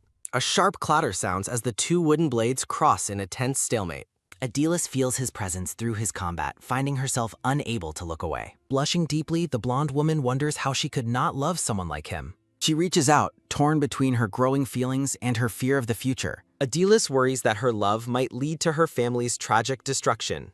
A ghostly shadow of herself whispers, intensifying her inner turmoil and guilt. She realizes the story is changing as her family status has already improved. The shadow insists she already knows the truth despite her attempts to deny it. She admits that she continues to look back even after deciding on separation. Adilis wonders if the future could change if Rayhan never meets the saint. A heavy thump sounds in her chest as she clutches her racing heart. Surrounded by flowers, she asks herself if she is finally allowed to love him. A weary groan sounds as night passes collapses, signal to stop the duel. Rayhan hands back the sword, his face remaining cold and professional after victory. Rihan's suspicion grows, sensing something unusual about her choice of night passes. Internally, he admits his desire to harm the knight despite restraining himself. Rihan dismisses passes for the day, and the weary knight obediently accepts. He reflects that the intense duel provided him with a useful realization. Rihan seeks her approval, while Adilis enthusiastically praises his performance as cool. He scratches his head, bashfully asking if she finds him attractive once more. Noticing her dazed state, Rayhan calls her name while she responds in confusion. Her face becomes unusually flushed as she struggles to maintain her composure. Adilis avoids his gaze, her trembling hands betraying her overwhelming and intense emotions. Rayhan's golden eyes widen as he focuses on her with sudden intensity. A soft hush falls as the Emperor asks for permission to kiss her. They stand close together, the air thick with romantic tension and anticipation. Surprised, Adilis lets out a small gasp as her face turns bright red. She hesitates, citing their public location and the surrounding guards as a reason. Rayhan questions her concern about others, while Adilis looks around in confusion. A sudden whoosh sounds as the wind blows through the deserted training grounds. Adilis searches for the guards, but Rayhan explains they have all already departed. A soft moi sounds as he leans in close, surprising her with the speed. A flustered chibi Adilis panics as the mischievous emperor continues to tease her. Rihan repeats his romantic request while she shyly begs him to stop. Rayhan asks if she dislikes his advances, causing her to stammer in denial. The red-haired emperor watches her with a curious and slightly surprised expression. Adilis looks at him with wide, bashful eyes, her face completely flushed with love. She admits that her heart feels like it is about to explode. Rayhan notes her extreme embarrassment as she makes her heart-wrenching and honest confession. He jokes that a bursting heart would be quite problematic during their wedding. Adilis feels mortified by the situation, hiding her face in her own embarrassment. A soft sigh sounds as Rayhan embraces her, declaring her to be lovely. He notes that her affection is clear through her every word and action. They share a tender hug, silhouetted against a radiant and warm floral background. The scene shifts to an opulent palace room, adorned with a grand chandelier and heavy red curtains. Hiding her face with a pillow, Adilis reflects on falling for the Emperor in the original story. The blonde woman admits to herself that Rayhan became too precious for her to ever lose. Hearing a knock at the door, Adilis invites night passes to enter the room. A soft voice from outside the door asks if something is wrong with the Empress. Entering the room, the silver-haired knight explains he took Knight Farron's place to escort her today. Adilis expresses her worry, reminding the chibi knight that he took a hard hit during his duel. A soft trickle sounds as tea is poured, while Adilis questions why he requested the duel. Passus explains he wanted to test his strength against the Emperor, despite Adilis' worry about his safety. A quiet breath sounds as the silver-haired knight addresses the Empress with a low and respectful tone. The silver-haired knight looks down, his expression hidden behind a curtain of silver hair and silent thought. Surrounded by flowers, Passus asks the Empress if her heart is currently in a state of pain. Adilis looks up with a startled expression, her eyes wide as she processes his sudden and personal question. The scene shifts outside to a bright garden where the sun shines through the lush green leaves. A brown-haired man and a dark-haired woman discuss the palace where the Emperor currently resides. The man asks when she will reveal her identity, and the dark-haired woman promises to do so soon. Back in the room, the silver-haired knight begins to speak about what would happen if he were hurt. Adilis insists it is only natural to be worried about the well-being of her personal escort. A soft, huh, sounds as Passus reflects on the distance implied by her calling him an escort. Blushing slightly, Passus admits that it has been a very long time since he heard such kind words. The blonde woman's eyes widen as she notices a sudden shift in the knight's intense expression. The silver-haired knight gazes at her, the atmosphere in the room growing increasingly heavy and serious. Passus asks if it is permissible for an escort knight to harbor romantic feelings for his master. Stunned by his bold question, Adilis' expression turns blank as she struggles to find an answer. A chibi Adilis points at the knight in shock, asking him to clarify his sudden and bold statement. A soft nod sounds as the chibi knight confirms his true feelings with a determined and silent gesture. A sharp "what" sounds as Adelis recoils in absolute shock, questioning why he would say such a thing. Passes asks if she would believe it was love at first sight, leaving the Empress completely flustered. The silver-haired knight looks at her with a soft blush, openly declaring his genuine feelings for her. A soft whoosh sounds as he takes her hand, causing Adelis to panic and ask why he is doing this. Surrounded by flowers, the knight admits that seeing her at the barracks today made him incredibly happy. Holding her hand tightly, Passes confesses that her support during the duel meant everything to him. Adelis remembers the original story and wonders if he only liked her because she looked so sad. A soft gasp sounds as Passes acknowledges her concern for him with a look of deep longing. Adelis urges him to think rationally, reminding him that her accepting his feelings would be a disaster. She warns him that while she would be exiled, he would face death for daring to love the Empress. Adelis firmly states that she cannot allow him to die simply because of his feelings for her. Passes quickly clarifies that he only wanted to be close and has no intention of crossing that line. The silver-haired knight looks at her with a sad gaze, asking if she could at least call him by name. A firm thump sounds as Passes steps forward, claiming a close friendship is acceptable in her current situation.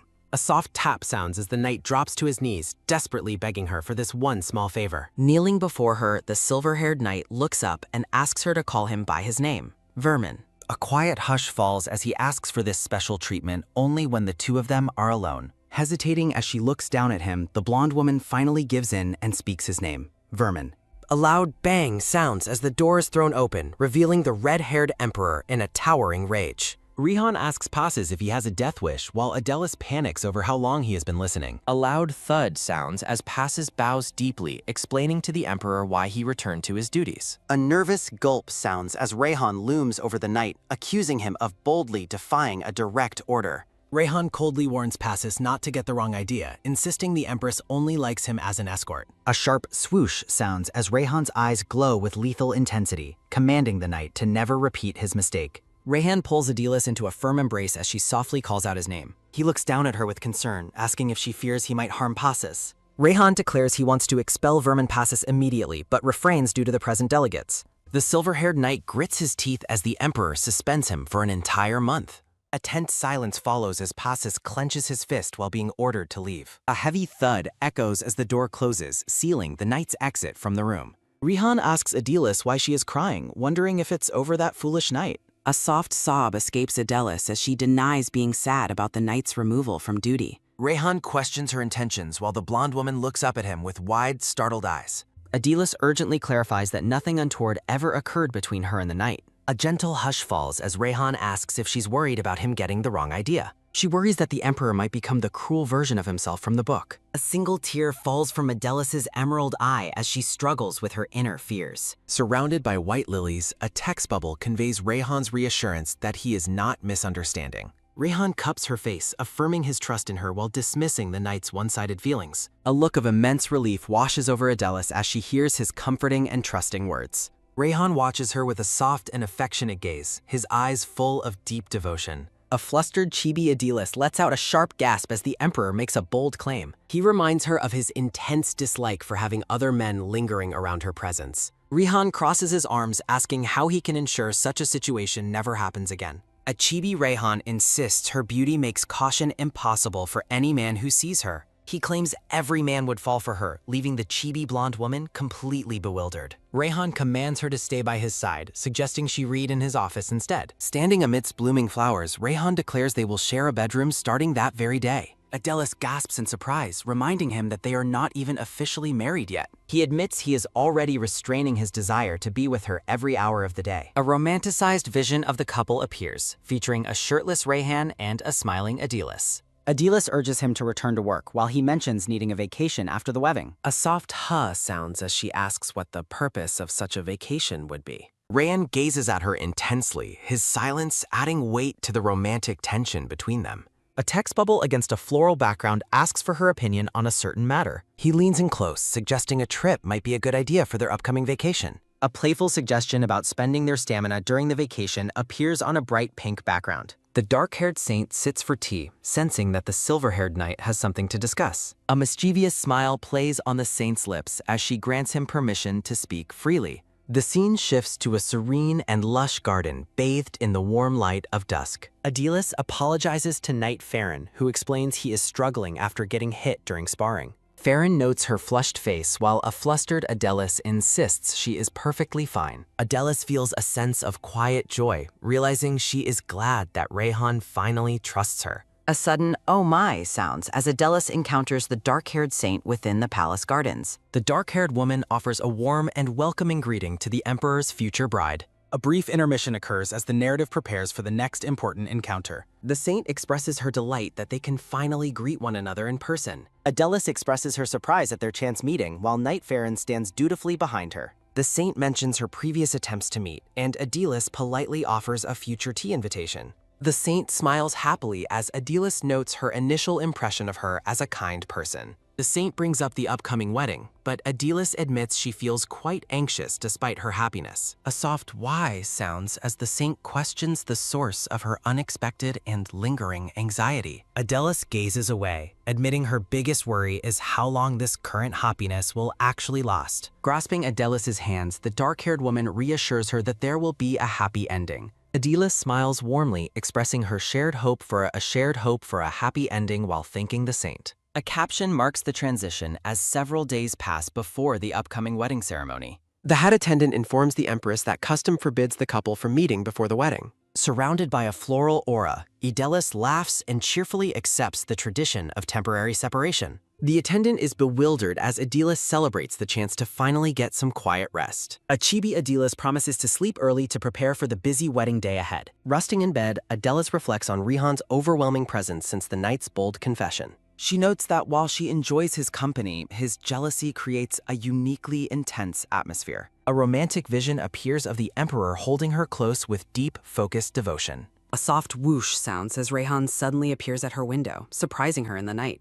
Adelis panics over the late hour, but Rayhan remains unbothered as long as they stay hidden. Rihan instructs her to find an excuse to leave the wedding banquet early the next day. Embracing him, Adelis urges Rayhan to keep his composure, and he promises to restrain himself. Adelis watches him depart into the night, lost in a moment of silent, lingering thought. A soft rustle sounds as she clutches her nightgown, heart racing from their secret encounter.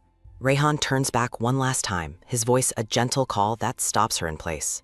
A soft "moi" sounds as Adelis leans in to give him a sweet, unexpected cheek kiss. With a blushing smile, the blonde woman bids her future husband a very good night. A firm click sounds as the door seals, leaving Rayhan outside, calling her name in desperation. The head attendant sternly reminds the Emperor that it is time for him to go to sleep. Rihan laments the distance, while Farron encourages him to endure just one more day of restraint. The scene shifts to the grand wedding day, where a floral arched aisle leads to the altar. Dressed in his white wedding regalia, Rayhan stands at the altar, admitting he feels incredibly nervous. Rayhan asks if his bride has arrived, and an attendant confirms she is approaching the entrance. A soft clack sounds as Adelis steps onto the carpet in her ornate white wedding gown. Radiating beauty under her translucent veil, Adelis prepares to walk toward her husband. The blonde bride carries a delicate bouquet of white tulips and daisies as she moves forward.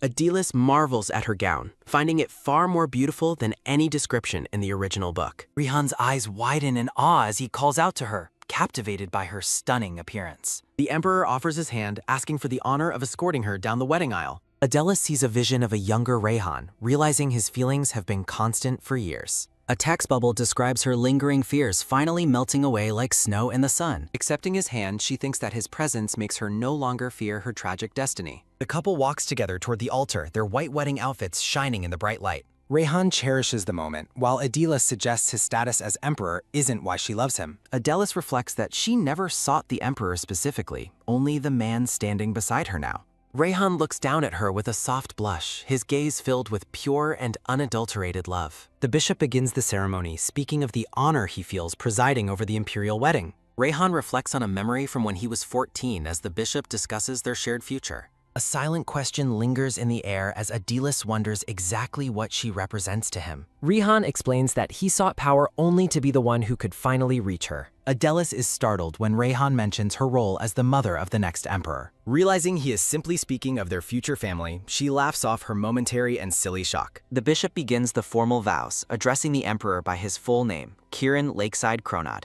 Rayhan loudly declares his eternal vow of love, and the bishop turns to ask Adelis the same. Adilis speaks clearly and with absolute certainty, promising to love her husband forever. Surrounded by white petals, she decides to cherish the reality of this beautiful and perfect day. A soft swoosh sounds as Rayhan lifts her veil, revealing her happy and radiant expression. Adilis thinks she could never refuse him, and Rayhan warmly addresses her as his wife. A soft chew sounds as the Emperor and Empress seal their marriage with a passionate kiss. Rayhan declares Adilis his wife amidst a shower of soft pink petals. The bishop confirms the marriage is official as the couple shares a celebratory kiss. The joyous sound of clapping fills the air while pink and white roses rain down. Farron watches the celebration with a stoic expression while the guests continue their enthusiastic clapping. A mysterious man in a dark cloak observes the ceremony alongside a woman in black. Rayhan graciously accepts the heartfelt congratulations of the noble guests during the grand wedding banquet. Rayhan questions his reputation as a romantic while eagerly awaiting his bride's return to the hall.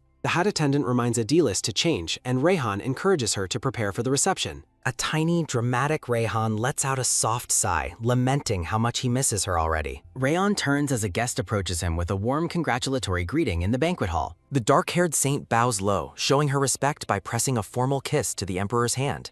The saint apologizes for her previous behavior, prompting Rayhan to recognize her as the unusual priestess. A soft murmur rises as the crowd questions the presence of a female priestess from the empire. A nobleman expresses his disapproval, viewing the priestess's presence as a sign of disrespect toward the crown. A commanding voice tells the crowd to show proper respect for the woman who received revelation. Rayhan considers the shocking revelation that the woman is actually a legendary saint mentioned in ancient records. Speculation arises that her divine authority might rival that of the Pope if she possesses holy power. The dark-haired woman formally apologizes for keeping her true identity as a saint hidden until now. Saint Eli Reigned offers a serene and humble smile to the emperor and the gathered wedding guests. The woman clearly announces her name and title, finally establishing her high status within the court. The saint's intense purple eyes focus on Rayhan as she claims to have an urgent message. She asks for a moment of privacy, the gravity of her request weighing heavily on the atmosphere. The dark-haired woman persists in her request for a private conversation, ignoring the surrounding banquet festivities.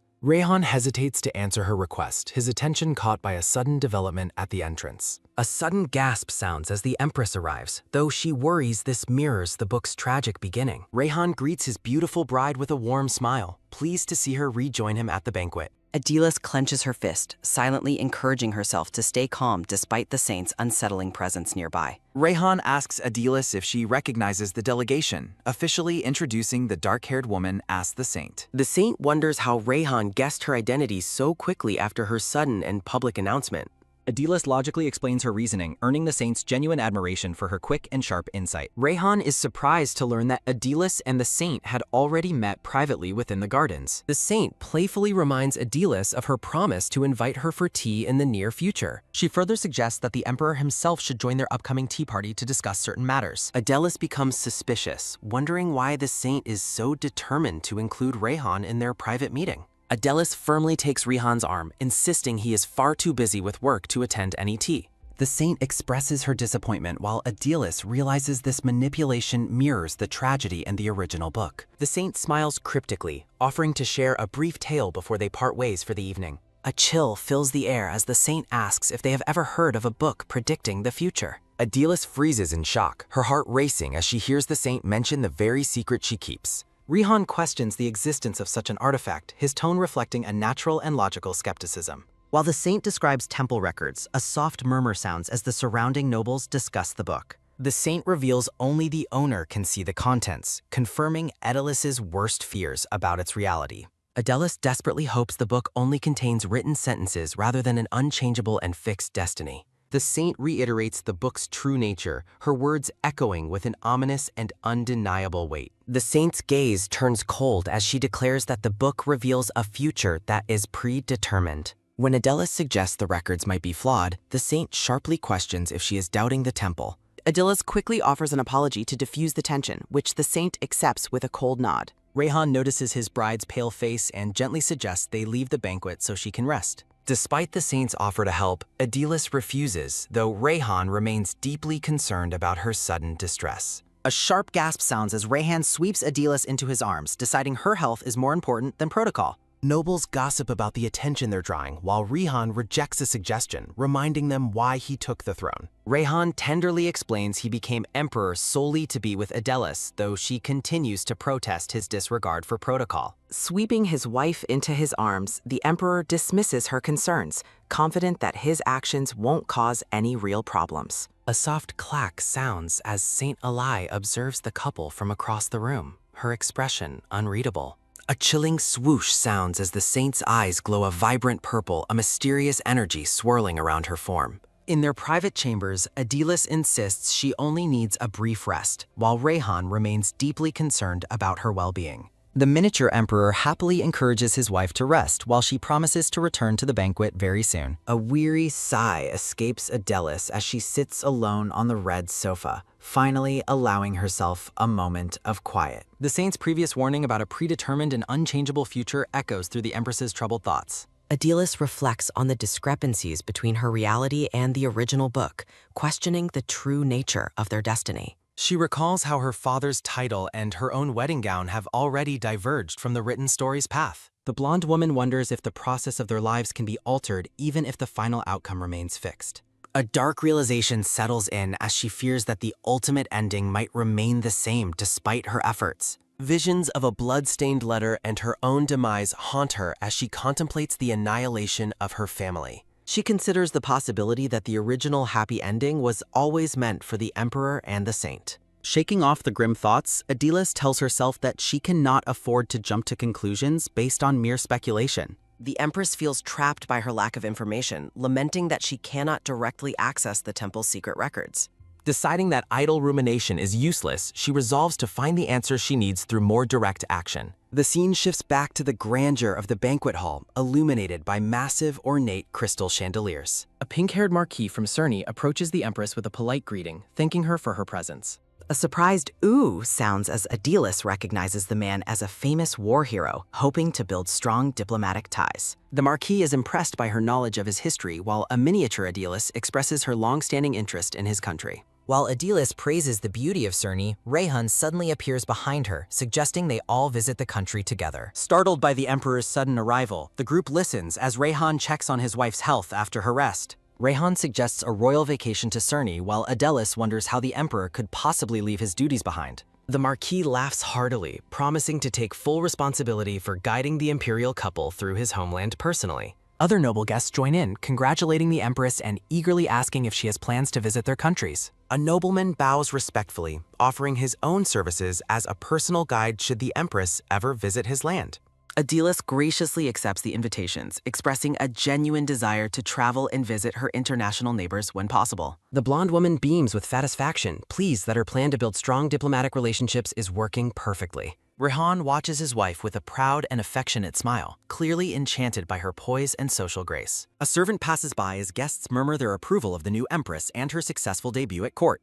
Nearby, a group of noblewomen whispers about a past scandal, noting they never expected things to turn out so well. The ladies greet Saint Eli, who questions the meaning behind their cryptic remarks regarding the Empress's past. Though the nobles suggest the saint wouldn't be interested, she firmly asserts her right to know the truth. They reveal that Adelis was once a candidate for the previous emperor's consort, a position she lost under scandalous circumstances. The women emphasize that the most important part of the story is the shocking reason she was stripped of her candidacy. The dark-haired saint listens intently, wondering what kind of scandalous tale could be hidden in the Empress's history. The noblewomen continue their quiet discussion about the Empress's past candidacy, while the saint listens with sharp focus. A frustrated "ha" sounds as Adelis realizes the guests are gossiping loudly enough for the entire hall to hear. A sudden "huh" sounds as Adelis prepares to intervene and stop the embarrassing talk before it spreads any further. The ladies prepare to reveal the climax of their story, detailing the day the Empress supposedly ruined her reputation. They claim that Adelis brought a young servant, not even an adult, into her bedroom in the late hours of the night. The saint gasps in shock at the mention of a child, while a soft murmur of scandal rises among the guests. A firm click sounds as a white-booted foot steps forward and a commanding voice confirms the lady's scandalous tale. Rehan steps into the conversation, calmly verifying that Adelis did indeed bring a young servant to her room long ago. Adelis watches her husband in stunned silence, her face pale as she wonders what he could possibly be trying to achieve. The ladies are baffled that Rayhan already knew of the scandal, yet he insists their interpretation of the event is entirely wrong. Rayhan explains that while nothing happened, Adilis was so determined to take responsibility that she insisted on marrying the servant. The emperor leaves the saint and the nobles in stunned silence as he reveals that he was the child she brought home.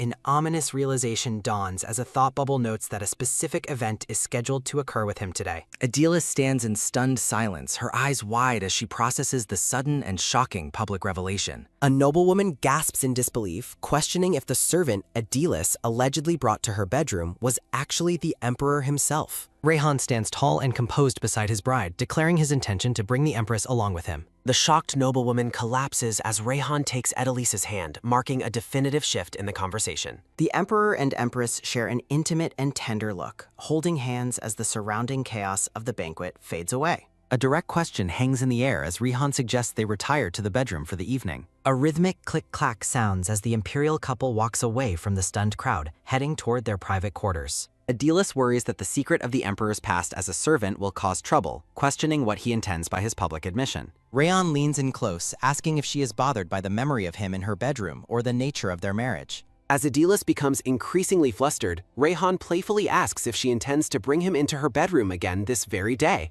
He presses her for an answer, leaving the blonde woman overwhelmed by his bold and suggestive line of questioning. Rayhan apologizes for his lack of consideration, noting that neither of them has eaten since dawn. The scene shifts to a table laden with various gourmet dishes as they prepare to share a quiet meal together. A moment of calm follows the meal, with an empty teacup and plate signaling the end of their dinner. While putting on his jacket, Rayhan expresses his curiosity about the existence of a book that can predict the future. Adilis, now in her white nightgown, wonders aloud if life truly proceeds according to a predetermined and fixed destiny. The Empress looks downward with a heavy heart, deeply troubled by the implications of the saint's earlier words. Rayhan offers to investigate the matter for her, acknowledging it will be difficult but worth the effort since she is concerned. He insists on finding answers before the foreign delegation departs, determined to provide his wife with the truth. Rayhan decides to arrange a formal meeting with the saint, causing Adilis to pause in deep thought. Adilis resolves to seize this opportunity to learn about the book, despite her deep-seated fear of Rayhan and the saint meeting.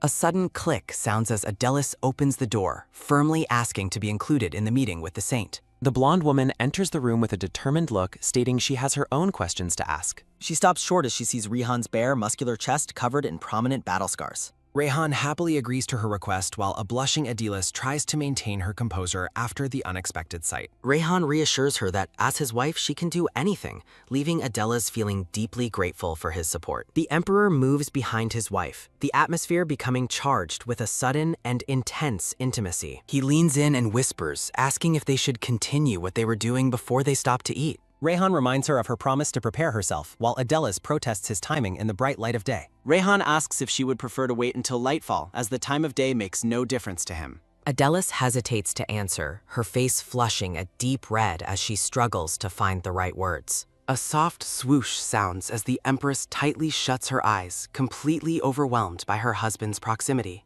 Rayhan gently tilts her chin upward, forcing her to look him in the eye during their private confrontation. Adilis feels trapped by the romantic tension, unable to find a way to escape the heavy atmosphere between them. The distance between them vanishes as they lean closer, sharing a quiet and breathless moment of anticipation. Rayhan looks at her with an intense gaze, asking if she truly wishes to stop their intimate encounter. A soft thump sounds as Rayhan sits on the bed, assuring Adilis that he has no intention of forcing her into anything. Rayhan playfully promises he isn't a beast, which only makes the flustered Adilis more embarrassed. Fidgeting with her hands, the Empress quietly admits that she simply isn't mentally prepared for this step yet. Rayhan reveals he already knew she was hesitant, surprising Adilis with his sharp and intuitive observation. He explains that because he is always watching her, he couldn't help but notice the change in her behavior. A soft rustle sounds as a hand rests on the bedsheet while the Emperor speaks to his wife with gentle honesty. He acknowledges that he was the one who pushed for this marriage, making her current hesitation understandable to him. Adilis relaxes and offers a genuine thank you, relieved that her husband is willing to wait for her. Rayhan expresses his hope that she will be ready soon, while Adilis promises to try her best for him. Adilis tells him she will be ready if his love remains constant, and Rayhan vows his feelings will never change. A soft swish sounds as Rayhan strokes her face, tenderly telling his tired wife to get some rest. Adilis closes her eyes with a peaceful expression, whispering her husband's name as she drifts toward sleep. The imperial couple lies together on the bed in a moment of quiet comfort and mutual understanding.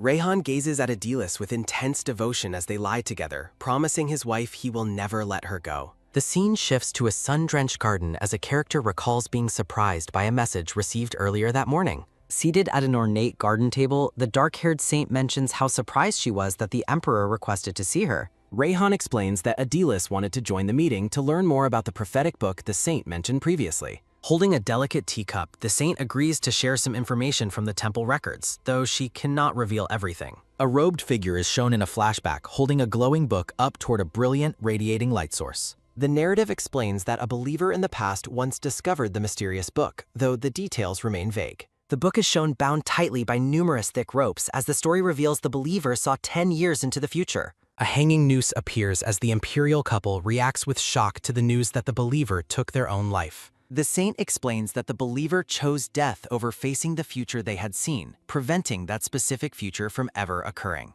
Adilis ponders the story, noting that the predicted future naturally failed to arrive because the person died before it could. Looking downward in deep thought, the blonde woman realizes the profound implications of a future that can be altered by action. Adilis reasons that if the book's predictions were truly absolute, it would have foreseen the priest taking their own life. A brilliant white light radiates outward as the narrative suggests that the book cannot account for how a reader might act. Adilis asks the saint if she believes a predetermined future can be changed, citing the priest's death as proof of such a shift. Scattered pages fly from the book as Adilis wonders if the text is a warning of potential death rather than a fixed prediction. The saint insists that only something as extreme as death has ever changed a record, but Adilis maintains that anything is possible. Adilis and Rayhan share a brief, silent moment of connection as they hold hands across the garden table. The saint gazes at the empress, questioning if Adilis truly doubts the book's ability to accurately show the future. Adilis firmly rejects the notion of an unchangeable fate, asserting that no such absolute possibility exists. With her eyes glowing a haunting purple, the saint warns that events will happen exactly as the absolute temple records show. Adilis wonders why the saint is so insistent as the woman claims only those who have seen the book can know the truth. The saint turns away slightly, repeating her assertion that only the one who has looked upon the book possesses true knowledge. The saint looks out over the lush greenery and notes the absence of the empress's personal escort knight. A small chibi head of Rayhan appears as he points toward the silver-haired knight passes standing in the distance. A chibi head of the saint appears as she clarifies she is looking for the silver-haired knight she saw during a previous service. Rayhan identifies the man as Knight Passes, while the saint expresses a desire to meet with him at a later time. Adilis wonders why the saint is suddenly interested in her knight, while Rayhan asks if there is a specific reason for the request. Adilis reacts with visible surprise when the saint mentions having a revelation regarding Knight Vermin Passus. A soft, long hoo sounds as the saint explains revelations must be delivered in person and offers to arrange a formal meeting. The saint adds that Adilis must also attend the meeting because the content of the revelation is directly related to the Empress. Adilis concludes that this revelation might contain information she didn't encounter in her own reading of the book and accepts the invitation. When the saint asks if the emperor will also attend, Rayhan confirms that he will definitely be there. Adilis watches the saint with suspicion, wondering if the revelation is merely a clever excuse for the woman to see Rayhan again. The blonde woman reflects on the saint's clear affection for Rayhan while the dark-haired woman calmly sips her tea. Adilis worries about the complicated dynamic between the saint, the knight who confessed to her, and her husband who wants the knight gone. Holding her cup, a small and worried version of Adilis wonders if this upcoming meeting will truly be okay. The saint asks to take her leave, much to Adilis' surprise given how little time has passed. Adilis realizes the saint is deliberately drinking her tea slowly to prolong the encounter and decides to intervene. The Empress decides to counter the saint's stalling tactics with her own excuse, even if it might be considered slightly rude. Smiling brightly, Adilis places her hands on Rayhan's shoulders, determined to use a strategic excuse to end the meeting. Adilis tells the saint she is worried about being a poor host because she didn't get enough sleep the previous night. The saint's hands tremble slightly as she reluctantly agrees to end the meeting early following the Empress's admission. A cheerful ha-ha sounds as Rayhan backs up his wife's excuse, noting that she is indeed very tired. A soft hoo-hoo sounds as Rayhan holds Adilis' hand, teasingly suggesting that last night was perhaps too exhausting for her. The Emperor's lips curve into a knowing smirk as he addresses his wife with a playful and suggestive tone. Rayhan asks if they can greet the moonlight together again tonight, leaving the flustered Adilis to protest her exhaustion. Rayhan leans over Adilis and holds her hands tightly, playfully suggesting he can ensure she doesn't feel tired during their evening. The Emperor moves even closer to his blushing wife, promising to try his best despite being unable to offer a full guarantee. A sudden thump-thump sounds as Adilis' heart races, completely shocked by Rayhan's bold suggestion to do everything all at once. A sudden rustle sounds as the saint stands, stating she has finished her tea. Rayhan apologizes for his rudeness and promises to offer a formal apology later. The saint takes her leave of the imperial couple, bidding them a final farewell. The saint wonders if Rayhan truly forgot her presence while she stood before him. A soft chuckle sounds as the saint smirks, finding the situation deeply interesting. Heavy rain falls on the palace as several days pass following their previous meeting. Gazing out at the storm, Adilis notes how particularly ominous the weather feels today. 2 sharp knocks sound at the door as an attendant announces the saint's arrival. Rayhan welcomes the saint inside, explaining they moved the meeting due to the rain.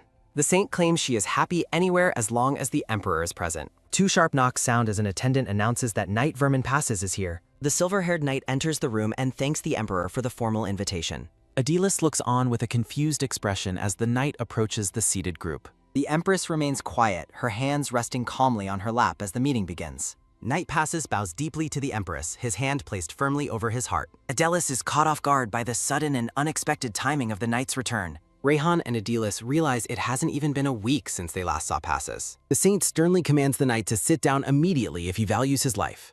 Adilis feels uneasy as the saint suggests they discuss the contents of the revelation. A small clink sounds as the saint asks if Passes is currently the empress's escort. Rayhan explains the knight's training duties, but the saint insists he must remain an escort. The saint warns that Passes will play a decisive role if the empress's life is endangered. A legendary group of warriors appears together during a brief shift in the narrative focus. Rayhan recalls the unsolved carriage attack, wondering if the threat is still at large. Rayhan asks about the specific danger, but the saint says she only knows Passes is needed. A tight, straining sound escapes Rayhan as he clenches his fist in visible, mounting frustration. The Emperor glares, deeply annoyed that the revelation forces him to rely on Passes. Rayhan laments that he cannot protect Adilis himself and must keep the knight near. Rayhan informs Adilis that Passes will resume his duties as her personal escort knight. A soft rustle sounds as Knight Passes acknowledges his reappointment to the Empress's side. The knight blushes as he accepts the duty, clearly moved by the return to service. Passes declares that nothing else matters as long as he stays by the Empress's side.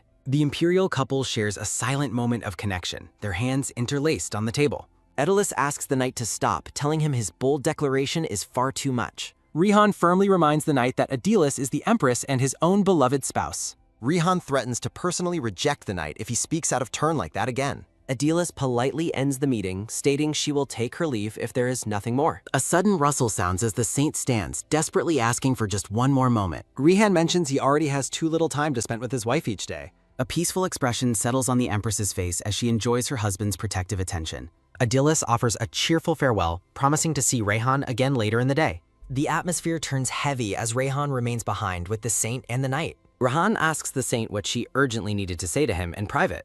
The saint acknowledges her emotions are getting ahead of her as she fidgets nervously. A sudden rustle sounds as Rayhan orders Passes to escort the saint back to her chambers. The saint blushes while asking the emperor if he intends to take a second consort. Rayhan addresses her coldly by her full name, shocking the saint with his formal tone. The emperor clarifies that his gratitude for her revelation only goes so far and no further. A cold, sharp sound fills the room as Rayhan warns against any interference in his affairs. Rayhan glares intensely at the saint, sternly advising her it would be best not to. The grand palace interior features white pillars and ornate gold architectural details. Adilis stands alone in a spacious hall, dressed in a blue checkered gown. Adilis feels uneasy, questioning why Rayhan isn't the one destined to protect her. She reflects on how Passes ultimately failed to save the Empress in the original timeline. Adilis recalls how Passes always took her side, yet his role remained largely insignificant. She weighs the saint's words against the book, wondering which source of truth has changed.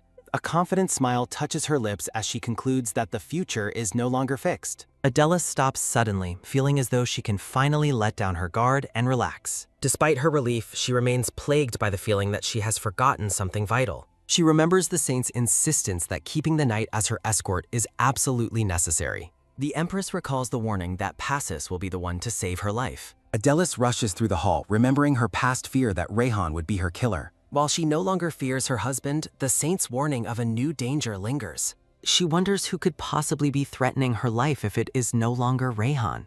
Her thoughts turn toward the recent carriage attack, questioning if the mastermind is still lurking. She looks at the book's character pages, noticing a blank frame for a final person. Adilis searches through the library, realizing the identity of this mysterious person remains a complete mystery. Her eyes narrow as she focuses on the lingering question of this unknown character's identity. She suspects that the person missing from the record is the true threat to her safety. A sudden knock-knock sounds as Rehan calls out to her from outside the library. Adelis quickly hides the book among the shelves and invites her husband to enter. Rehan asks what she was doing, and she explains she was reading while questioning his return. Rehan explains his quick return, noting that night vermin passes will be arriving shortly. Turning away, Rehan asks if she is truly comfortable with the knight's return to service. Adilis reaches out and hugs her husband from behind, seeking to comfort him. She offers to dismiss the knight if his presence makes Rehan feel at all uncomfortable. Rehan looks down with a conflicted expression, admitting that he isn't actually fine with it. He explains that the threat to her life means they must keep the knight close.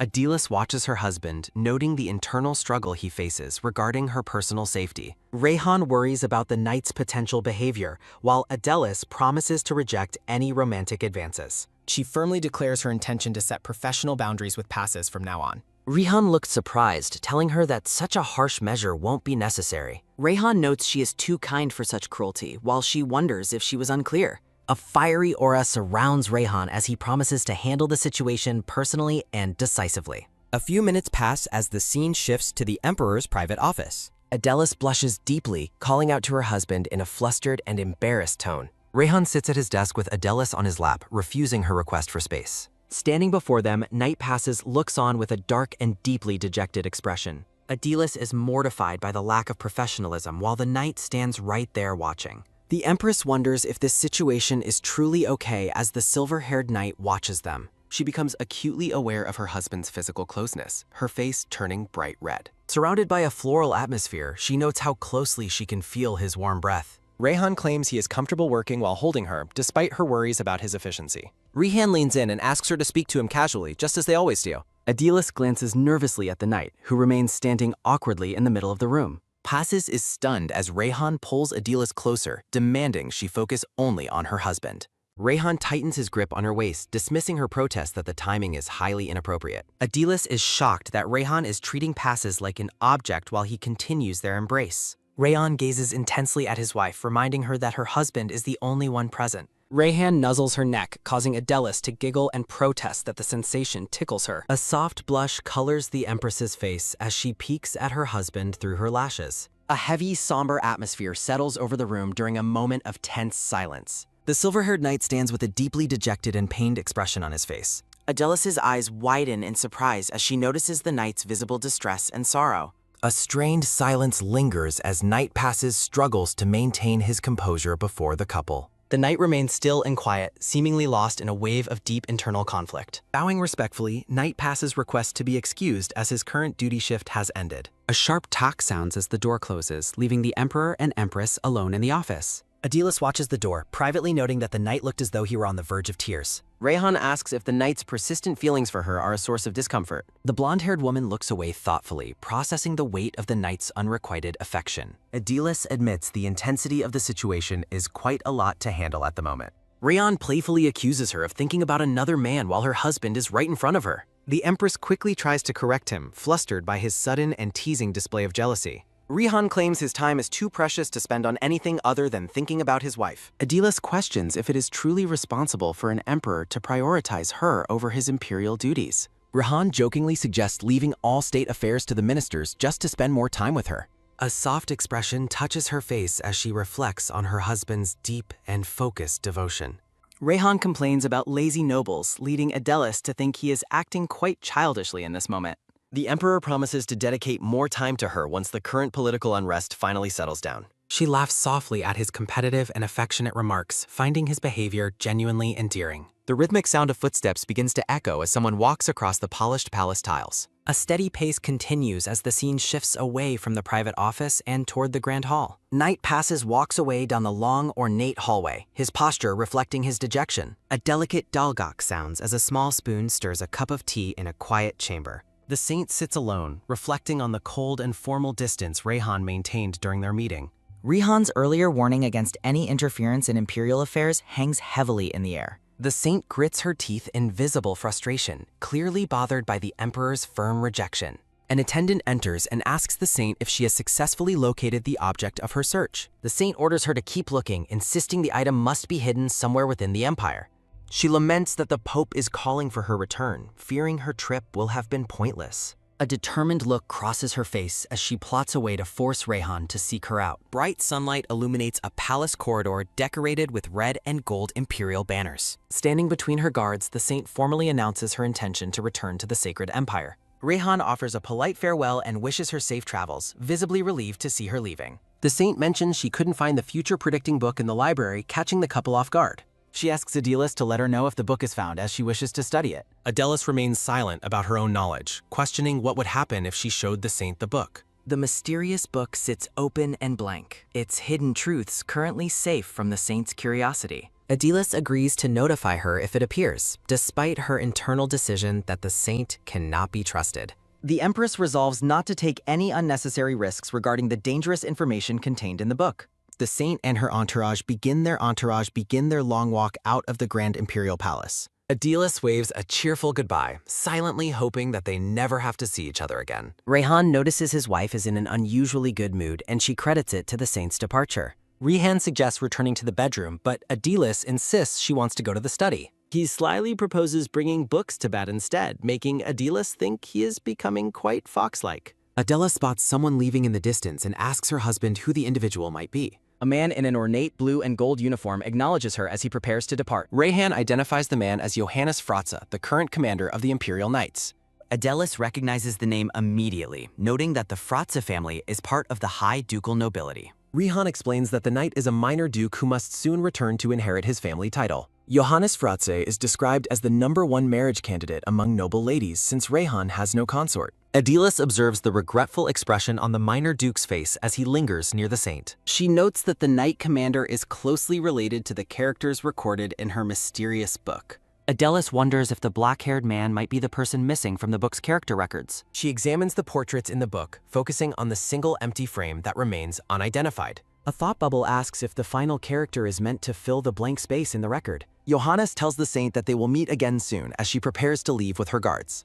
Adelis cautions herself that she should not jump to any conclusions regarding the knight's true identity. She thinks to herself that the commander is too handsome to just pass by without any notice. Adelis acknowledges his looks, but thinks that he is not nearly as handsome as her husband, Rayhan. She notes that while the commander is striking, he still does not compare to Rayhan's appearance. Johannes stands alone in the bright palace corridor as a carriage waits in the far distance. The commander formally greets the Empress, identifying himself as Johannes Fratze, and she politely welcomes him. Johannes apologizes for his late greeting, mentioning he's wanted to meet her but was stopped by someone. Johannes cheekily suggests there aren't many reasons for the delay, while Rayhan looks on with an annoyed expression. Johannes notes Rihan's awkwardness with women is understandable, while a sharp grind sounds as Rihan calls his name. Johannes reflects on Rayhan's pure heart, while Adelis comments on how close the two men seem. Johannes claims they endured the war together, but Rihan immediately retorts that they aren't that close. Johannes insists he's known Rayhan for years, leading Adelis to note their bond is obvious to anyone.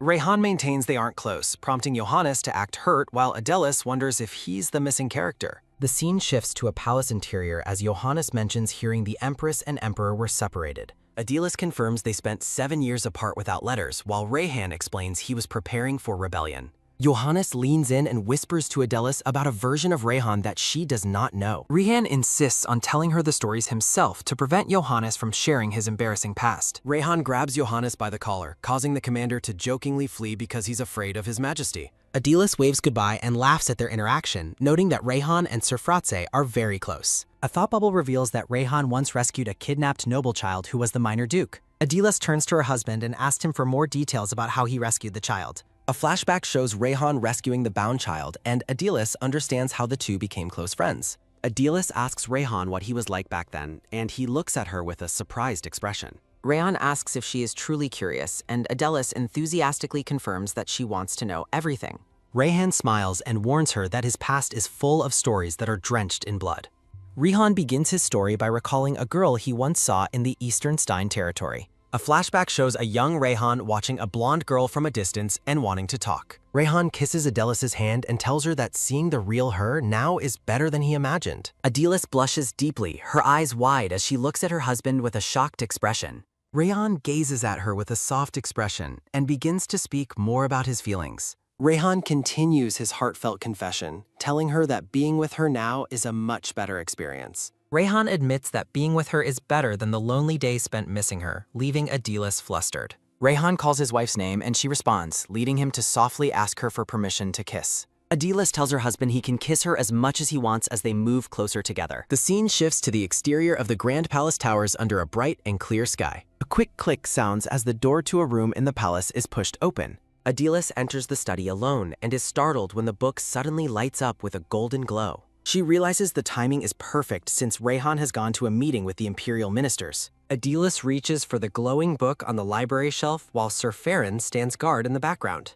Sir Farron looks confused as Adelis stops what she is doing to speak to him. Adelis tells Sir Farron she is going to meditate and requests that she not be disturbed for a while. Holding the book, Adelis resolutely declares that she will change whatever fate has been laid out for her. Inside an ornate room with red curtains, a voice notes the Empire is indebted. Rayhan thanks the saint, but she insists helping those in need is her duty. Rayhan acknowledges the Sacred Empire's crucial aid while Adelis watches with the mysterious book. Adelis is horrified to learn that a third of the Empire's people died during the incident. Rayhan offers his support, acknowledging the severe manpower shortage as the plague continues spreading. A soft touch accompanies the saint's request for continued help, which the Emperor immediately grants. The saint smiles warmly, her hands clasped in Rayhan's as they discuss helping the Empire.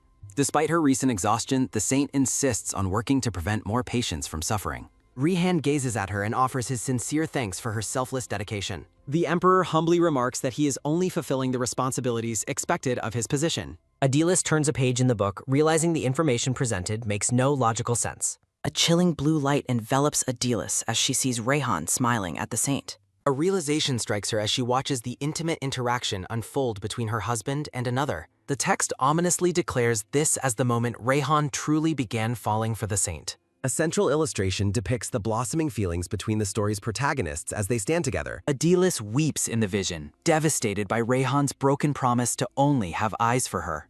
A soft sob escapes her lips as she hunches over in the quiet, lonely room. Steeling herself, the future Adelis decides that crying is a luxury she cannot currently afford. She begins writing frantically, determined to record every detail to prevent the impending mass death. A sudden, loud bang sounds as the door is flung open and a woman shouts. Adelis looks back in shock, processing that she is witnessing a version of her future self. The blonde empress frowns, wondering why the book is still projecting these strange, vivid scenes. She questions why the vision continues even after the supposed future has already been revealed. In the vision, Rayhan coldly tells Adelis that the saint's assistance is none of her concern. Adelis questions why the Emperor would prioritize the saint over the expertise of his own ministers. Rayhan's looming presence intimidates Adelis as he mentions a minister who recently perished from the plague. Rayhan accuses her of incompetence, claiming she hoarded palace physicians while a plague-stricken count suffered. Adelis stammers an apology, but Rayhan cynically notes her father's safety came at a terrible cost. He reveals that hundreds of thousands died so that her father could be the one saved. The vision ends with a rhythmic patter of running footsteps as the Empress flees the room. Returning to the present, Adelis sits at her desk, gasping at the horrific fate she saw. The book contrasts the saint's heroism during the crisis with the Empress's disastrous failures. Adelis finally understands the catalyst for Rayhan's deep-seated resentment toward his wife in that timeline. Her hand brushes against the page as she searches for a glimmer of hope or truth. She notes an odd detail regarding the timeline of Rayhan's developing feelings for the saint. Looking at Rayhan's portrait, she doubts the man she knows would ever truly abandon her. Adelis reflects on their bond, feeling certain that Rayhan's loyalty to her would not break easily. A golden radiance emanates from the center of the page as the content begins to shift. She spots a discrepancy. The book refers to her father as a count, not a marquise. She previously believed Rayhan's hatred was caused by her jealousy and evil acts against the saint. A new theory forms as she considers that the book might not show a fixed future. A sudden flash sounds as the book glows, suggesting it displays only one of many possibilities. A soft rustle sounds as she turns to the next page, eager to see what remains. A character profile appears for Johannes Fratze, the second son who inherited his brother's dukedom. Adilis is stunned, having assumed the man close to Rayhan wouldn't be part of the record. She wonders if this man is her destined killer, though she tells herself it's just speculation. A delicate paper rustle sounds as she turns the page, noticing even more hidden text. The book reveals that Johannes Fratze was the one who actually fell for the saint. Upon learning the saint loved the emperor, the duke chose to selflessly support her heart's desire. Adilis realizes Johannes is the classic sub-male lead, trapped in the tragedy of unrequited love. A quick thud sounds as Adilis places her hand on a thick book. Holding a document and the book, Adilis resolves to do what she can. The title screen presents the series information for the reader. A servant welcomes the Empress to the grand and sunlit Imperial Library. The librarian asks the Empress what specific book she is looking for. Adilis requests recommendations for books specifically regarding acquired infectious diseases. The librarian leads the way as Adilis notes she must first gather information. A soft thud sounds as Adilis reaches for knowledge to back her claims.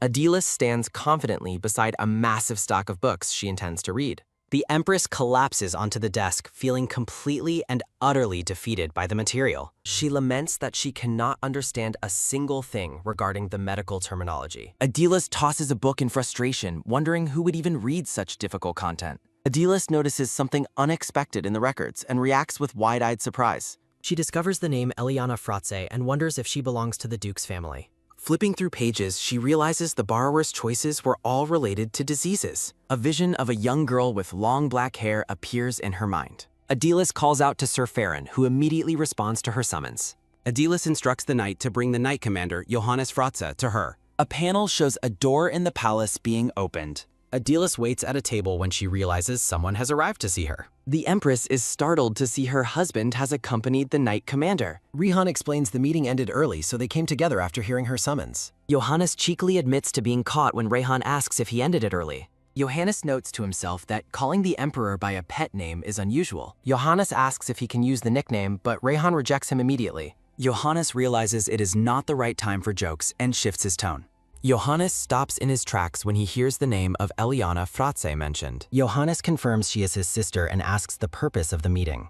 Adilis explains she wants to discuss books with Eliana despite her young age. Adilis notes that Eliana's name was always present in the library's borrowing records. Johannes asks if the books his sister borrowed were related to medical topics. Rayhan looks thoughtful as the Empress confirms the books were specifically about diseases. With a quick motion of his hand, Rayhan dismisses the servants from the room. Rayhan tells them to speak freely, and Johannes agrees to reveal the truth. A flashback shows young Eliana preferring heavy books in her room over tea parties. Johannes reveals Eliana reads about germs and poisons, horrifying the blonde Empress. A flashback depicts the young child surrounded by a mountain of books. Johannes emphasizes that specifically, his sister only chooses books with very heavy content. Adilis is shocked to learn about the young girl's morbid and advanced reading habits. Johannes reassures the Empress that Eliana does not read them with bad intentions. Johannes explains his sister is just timid and hopes she won't be a burden. Adilis hands over a sealed letter and asks Johannes to give it to her. Johannes happily agrees to deliver the letter to his sister after he finishes work. Rayhan intervenes and commands Johannes to deliver the letter immediately instead of waiting. Rayhan insists on the immediate delivery or for the commander to return to barracks. Johannes takes his leave while Adilis tells him she is counting on him. Rayhan gazes affectionately at his wife as the knight commander walks away. Johannes wonders if the Emperor is actually feeling jealous of his interaction with Adilis. Johannes dismisses the thought, smiling as he assumes there is no way Rayhan is jealous. The scene shifts to the exterior of the Grand Palace under a bright sky. Eliana Fratze nervously introduces herself to the Empress while looking shy and bashful. Adilis welcomes the girl, internally noting that Eliana appears more ordinary than expected. Eliana bows deeply, stuttering that it is a great honor to meet the Empress. A soft huff sounds as Adilis prepares to address the timid young girl. A flashback shows Johannes warning Eliana not to cause any trouble during her visit. Eliana remembers her brother's stern caution against mentioning her controversial interest in books. Adilis invites Eliana to sit, thanking her for accepting the invitation to the palace. Adilis mentions her interest in infectious diseases, causing Eliana to flinch in total surprise. Johannes appears and encourages his younger sister to speak honestly with the Empress. Eliana reacts with wide-eyed shock upon seeing her brother serving as the Empress's escort. Johannes confirms that he agreed to act as the Empress's personal escort for today. Adilis explains she brought Johannes along specifically to help Eliana feel less nervous. A soft thud sounds as Eliana reflects on the Empress's deep kindness and consideration. Adilis and Johannes urge the young girl to share her insights without any hesitation. Eliana begins clarifying the difficult passage in the book, explaining its meaning to Adilis. The girl continues her explanation, detailing the mechanisms behind how specific diseases spread. Adilis and Eliana discuss the possibility of diseases being transmitted between people and animals. Johannes is amazed to see his normally quiet sister speaking so extensively and confidently. Eliana excitedly shares her knowledge about how corpses and undertakers also spread disease. Johannes smiles as he watches his sister finally find joy in sharing her expertise. The two women share a bright, happy moment while bonding over their fascinating conversation. Beside a carriage, Eliana wonders if her contribution was truly helpful to the blonde empress. Adilis and Eliana grasp hands, both delighted by their meeting and their bond. A soft patter sounds as Eliana waves goodbye, promising to return the following day. Adilis feels confident that Eliana's knowledge will help her prepare for the coming crisis. Johannes approaches and thanks the Empress for spending so much time with Eliana. Both characters express their gratitude, finding the meeting to be extremely beneficial and fulfilling. Johannes admits that Juliana's unique interests have left her without any close social connections.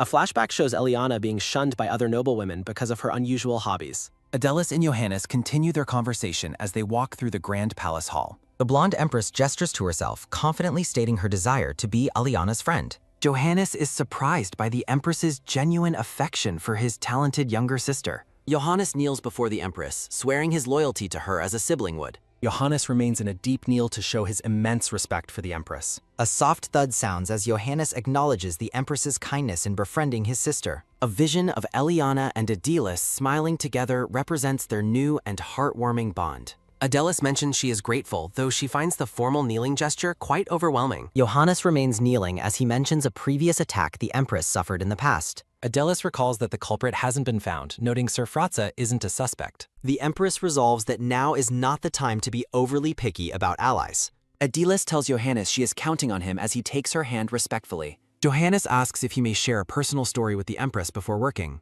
Adilis agrees, prompting Johannes to begin a tale about his first meeting with Kieran. A flashback shows a stoic, red-haired boy staring at a young, tied-up Johannes crying. A quick tap sounds as the scene shifts to a foot stepping onto pavement. Johannes recounts his past habit of skipping lessons to roam the city in disguise. A promotional banner provides information regarding commissions and recruitment for various scanlation groups.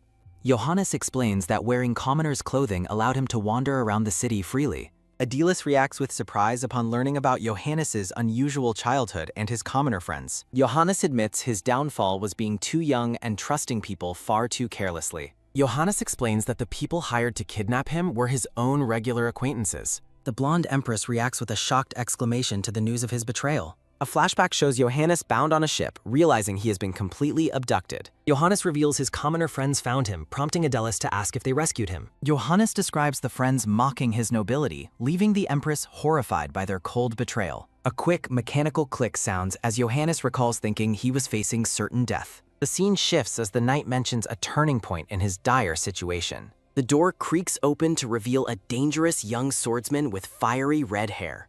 The red-haired boy identifies Johannes and mentions that his father is searching for him. Johannes is desperate for rescue, assuming his father will pay any requested ransom immediately. In a chibi flashback, the young Kieran claims he has no need for any money. Kieran reveals he is the Grand Duke's heir, though Johannes finds his commoner clothes suspicious. Kieran smirks, explaining he is not foolish enough to show his noble status while wandering.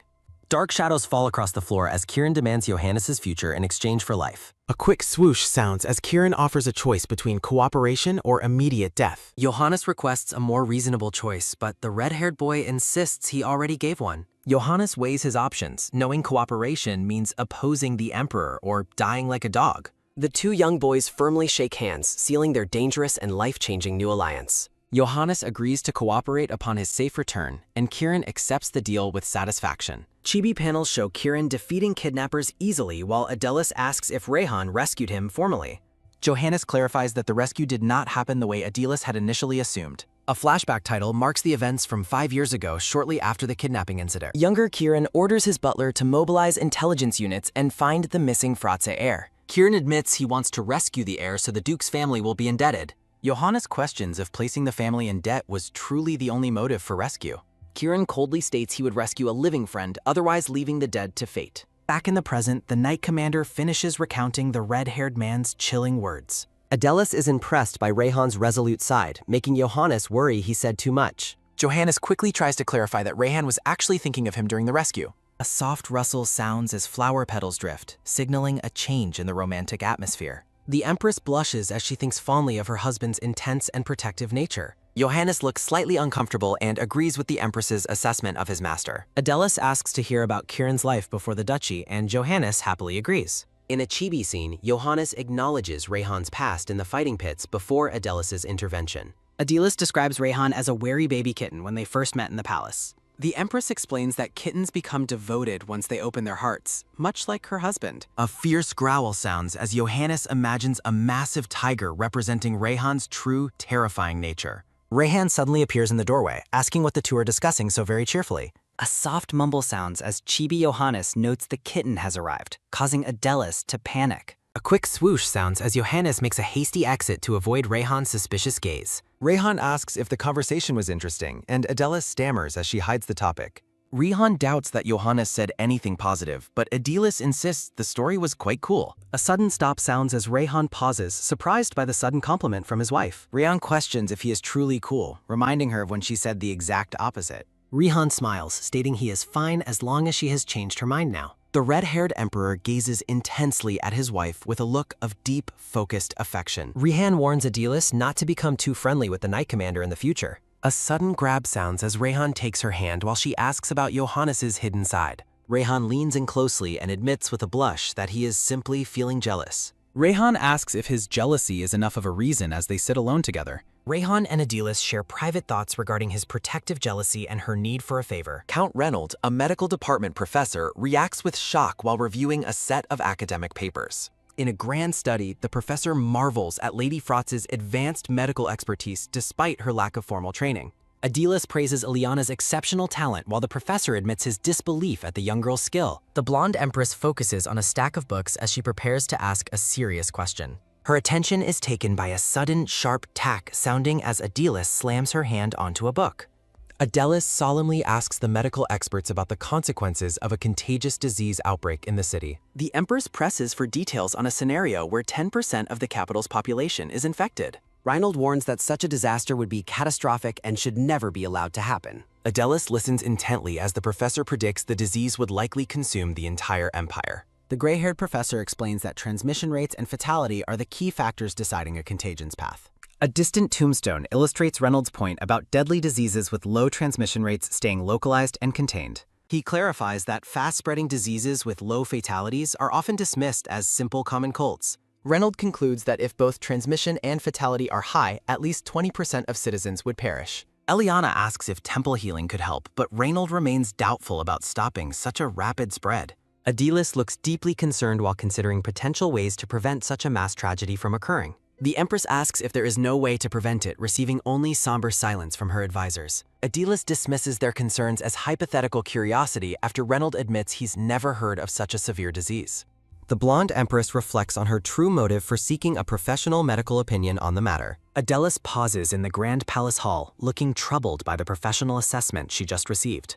Chibi Reynolds suggests expanding medical personnel while Adelis ponders the Empire's desperate need for more doctors. A foreboding text warns of an impending crisis as the scene shifts to the Emperor and Empress. Rayhan enters the room and Adelis greets him with a relieved and bright expression. The red-haired Emperor offers his constant support after Adelis confirms the professor was extremely helpful. Chibi panels show the couple agreeing that the current medical academy faculty is far too small. Rayhan suggests founding a training institute to address the physician shortage, making Adelis feel hopeful. Adelis is dismayed to learn that establishing such an institute would take over a year and a half. The Empress realizes she must find a faster way to prepare for the coming epidemic crisis. The scene transitions as Adelis worries about her inability to move the date of future events forward. Adelis asks Rayhan about the specific amount of personal treasury funds she is allowed to access. The red-haired emperor gently takes her hands while offering his full and unconditional financial support. Rayhan hands her a document confirming that he has provided a substantial amount for her needs. Adelis reacts with comical, wide-eyed shock at the staggering number of zeros on the treasury check. Rayhan encourages her to speak up if the amount is insufficient while she remains stunned by his wealth. Overwhelmed with gratitude, the blonde Empress tackles her husband in a sudden and happy hug. A soft mumble sounds as Rayhan embraces her back, blushing at her sudden display of affection. While Rayhan promises to spare no expense, Adelis focuses on her next step with the funds secured. A carriage travels through the city as a narrative text lists the essentials for moving people. A sudden screech sounds as the carriage wheel comes to a stop during the city travel. A firm tap sounds as the Empress steps out, seeking a cause to justify her next actions. Disguised in a commoner's cloak, Adilis resolves to use the slums as her justification for change. Sir Farron questions the visit to the slums, while Adelis explains the area's high risk for epidemics. Farron notes her beauty draws attention even in common clothes, but Adelis promises to stay close. Chibi Adelis expresses confidence in Farron's protection, while the pink-haired knight remains skeptical of her plan. Farron scans their surroundings, acknowledging his sharp eyes but insisting on extreme caution for her safety. The knight suggests dropping formal honorifics while Adilis proposes they address each other by their names. Farron immediately rejects using her name, fearing the Emperor's legendary jealousy would result in his death. The pink-haired knight keeps a watchful and sharp profile as they move through the city streets. A quick swoosh sounds as Farron pulls the Empress closer while warning her to stay alert. From the shadows, ragged slum residents watch the mysterious outsiders arrive in their neighborhood. A sudden low rumble sounding as the Empress is swarmed by desperate beggars. Adilis is heartbroken observing countless starving children in the dire slums. A sudden quick grab sounding as Adilis flinches in surprise. A sharp tap sounding as the pink-haired knight forcefully knocks away a persistent beggar. A soft grunt sounding as the pair hurries through the narrow, crowded streets. A weary exhale sounding as they reach a quiet and dilapidated building. Farron notes that nobles rarely witness the harsh and miserable reality of slum life. Adilis stops before a small, neglected shop nestled in the heart of the district. A high-pitched creak sounding as the Empress enters the slum's only apothecary. Farron asks for cold medicine from a skeptical man standing behind the counter. A sharp hum sounding as the apothecary bluntly orders the outsiders to leave. A sudden firm tap sounding as Adelis places a silver coin on the counter. A soft gasp sounding as the shopkeeper questions their interest in seeing his medicine. Farron clarifies they only wish to inspect the medicine and not punish anyone. The shopkeeper reluctantly tells them to wait while Adelis feels safer with Farron. A quick rattle sounding as the man produces a small jar of medicine. Adelis is horrified to find that the pills within the jar are clearly moldy. The Empress realizes this poor medicine will never stop a coming mass tragedy. Adelis prepares to address the shopkeeper after seeing the state of the shop. Adelis asks the apothecary if he would be open to hearing a proposal. A title card marks the transition into the next phase of the Empress's plan. A sudden cold shiver sounding as Adelis offers a serious and life-changing deal. The shopkeeper explains that high-quality herbs are simply unaffordable for most of his patients. A sharp snap sounding as Adelis suggests selling the medicine at a very low price. The shopkeeper remains cynical about the possibility of people getting such affordable help. He explains that in 30 years of work, he has seen no miracles happen. A heavy silence falls as he notes no one truly cares for the slums. Farron questions why the man remains in the slums if things are so hopeless. The shopkeeper admits he cannot abandon the people who have no one else. He declares that as a native, he has a duty to look after them. Adilis admires the man's selflessness and deep devotion to the poor residents. She acknowledges his expertise and willingness to work in this difficult and neglected environment. The blonde Empress decides this honest man is perfect for her mission. Adilis asks to entrust a new and important mission to the dedicated shopkeeper. A sharp gasp sounding as the man hears her plan for a new pharmacy. Adelis asks if he is willing to lead the new establishment in the slums. A firm squeeze sounding as the man realizes a miracle might actually be happening. The shopkeeper agrees to the Empress's proposal without any further hesitation. Adilis promises to discuss details later, leaving the man confused by her pure motives. Farron warns of the financial loss while Adelis prioritizes the people's welfare. A soft sigh sounding as Adelis feels satisfied with this important first step. A loud shout sounding as someone suddenly points at the disguised and mysterious pair. A low rumble sounding as several armed men suddenly surround the two outsiders. A man calls out to them from behind as they are cornered. A sudden sharp chill sounding as a masked vigilante captain confronts them. A soft scoff sounding as the masked man rejects Farron's calm down. A metallic click sounding as both men reach for their weapons. A sharp ring sounding as the pink-haired knight draws his sword. The masked leader orders his men to attack the lone knight. A loud roar sounding as the thugs charge and Adilis flinches. Masked vigilantes look up in shock as a loud "Stop!" echoes from the rooftop. A sudden quick whoosh sounding as a figure dives from the roof toward the alley. A sudden sharp clack sounding as a mysterious traveler lands firmly on the ground. Adilis looks on in shock as a hooded warrior with a sword protects her from the thugs. The cloaked man asks if she is all right, and Adelis confirms she is relatively unharmed. The purple-haired man reveals himself as Raiden, the Empress's third escort knight, while expressing relief. Farron notes Raiden is late, while the silver-haired Passes defends his timing during the confrontation. A sudden, firm grip sounding as the vigilante leader refuses to back down during the standoff. A bandaged fist clenches as the slum's vigilantes declare they will never retreat from a fight. The brown-haired leader orders an attack while the apothecary shopkeeper desperately shouts for them to wait. A confused gasp sounding as the shopkeeper interrupts the captain to check on his well-being. The captain claims troublemakers barged into the shop while the knightly escorts protect the blonde empress. The shopkeeper explains the group intends to build a new apothecary and provide quality herbs. The leader is confused by reports of a sword attack as a local commoner flinches nearby. The blonde commoner admits he was hit, but only by a harmless sword chief. Chibi Farron explains that he had no choice since the man wouldn't let go of him. The leader scoffs as the commoner admits their targets didn't even have a spare coin. The vigilantes beat the commoner for the misunderstanding while the knights observe the chaotic scene. The brown-haired captain offers a sincere apology to the blonde girl for the sudden fright. Adelis smiles warmly, claiming it was her fault for not explaining her presence more clearly. The captain notes that without the vigilantes' protection, the slums would only suffer more hardship. A soft thud sounding as the captain bows, asking to be spared from the Imperial Guards. The blonde girl kindly promises she won't hand them over to any official authorities. Adelis sets a condition that the vigilantes must protect her future herb shipments for the city. A hearty laugh sounding as the captain agrees to help for the sake of the slums. Adelis offers a radiant and thankful smile that illuminates the dark and dreary slum district. A sudden warm flush sounding as the captain blushes deeply behind his dark face mask. The captain asks if she will visit again while Adelis promises to count on his future help. The knights think the captain is a fool while he waves a cheerful goodbye to them. A narrative bubble confirms the captain has fallen completely for the disguised empress of the empire. Adelis smiles brightly as she prepares to take the next step in her medical plan. The scene transitions to the Grand Palace as the evening sun bathes the capital in gold. Marquise Torin, the Empire's Minister of Finance, listens with a serious and professional expression. Adelis explains her plan to build a hospital, starting with an apothecary for basic medical supplies. The Marquis worries that the poor will still be unable to afford even the simplest medicines. A soft clink sounding as Adelis proposes selling medicine at a low cost or even for free. The Marquis is shocked and asks if the Empress intends to personally fund the entire project. Adelis smiles confidently while confirming the funds will come directly from her personal imperial treasury.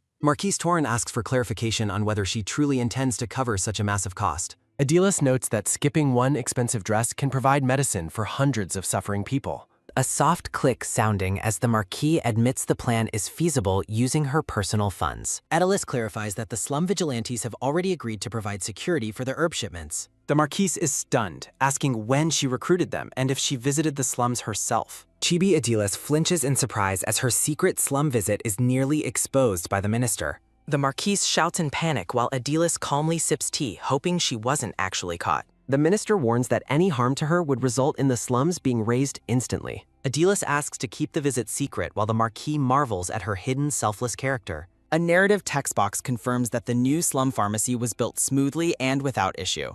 Emperor Rayhan supported the treasury use while vigilantes safely transported the necessary herbs through the city. A final text panel declares that helping the needy is a noble's ultimate and most important duty. Adelis is visibly distressed as she realizes they cannot sell the herb shipments yet. A sudden quick rattle sounding as the masked captain explains the old apothecary is bedridden. Adelis feels frustrated after hearing the shopkeeper refuse to use herbs that weren't his. The Empress decides to check on the sick shopkeeper herself to help him recover. A sudden quick rattle sounding as the escort knights watch Adelis prepare the medicine. Adelis carefully mixes ingredients, glad her past herbology studies are proving useful in this crisis. She hands a pouch to Farron and instructs him to deliver it to the shopkeeper. The silver-haired Passes asks the Empress what her next move will be for the shop. The masked captain questions how they can operate the pharmacy without a qualified professional present. Adelis points to herself, surprising the captain by suggesting she will act as the pharmacist. The captain notes her knowledge, but Adelis admits she only knows the basics of healing. Passes worries about the risks and suggests they should return to the palace and postpone. A sudden firm squeeze sounding as the silver-haired knight pauses and reconsiders his own words. Passes thinks about the many people who are suffering and need help right this moment.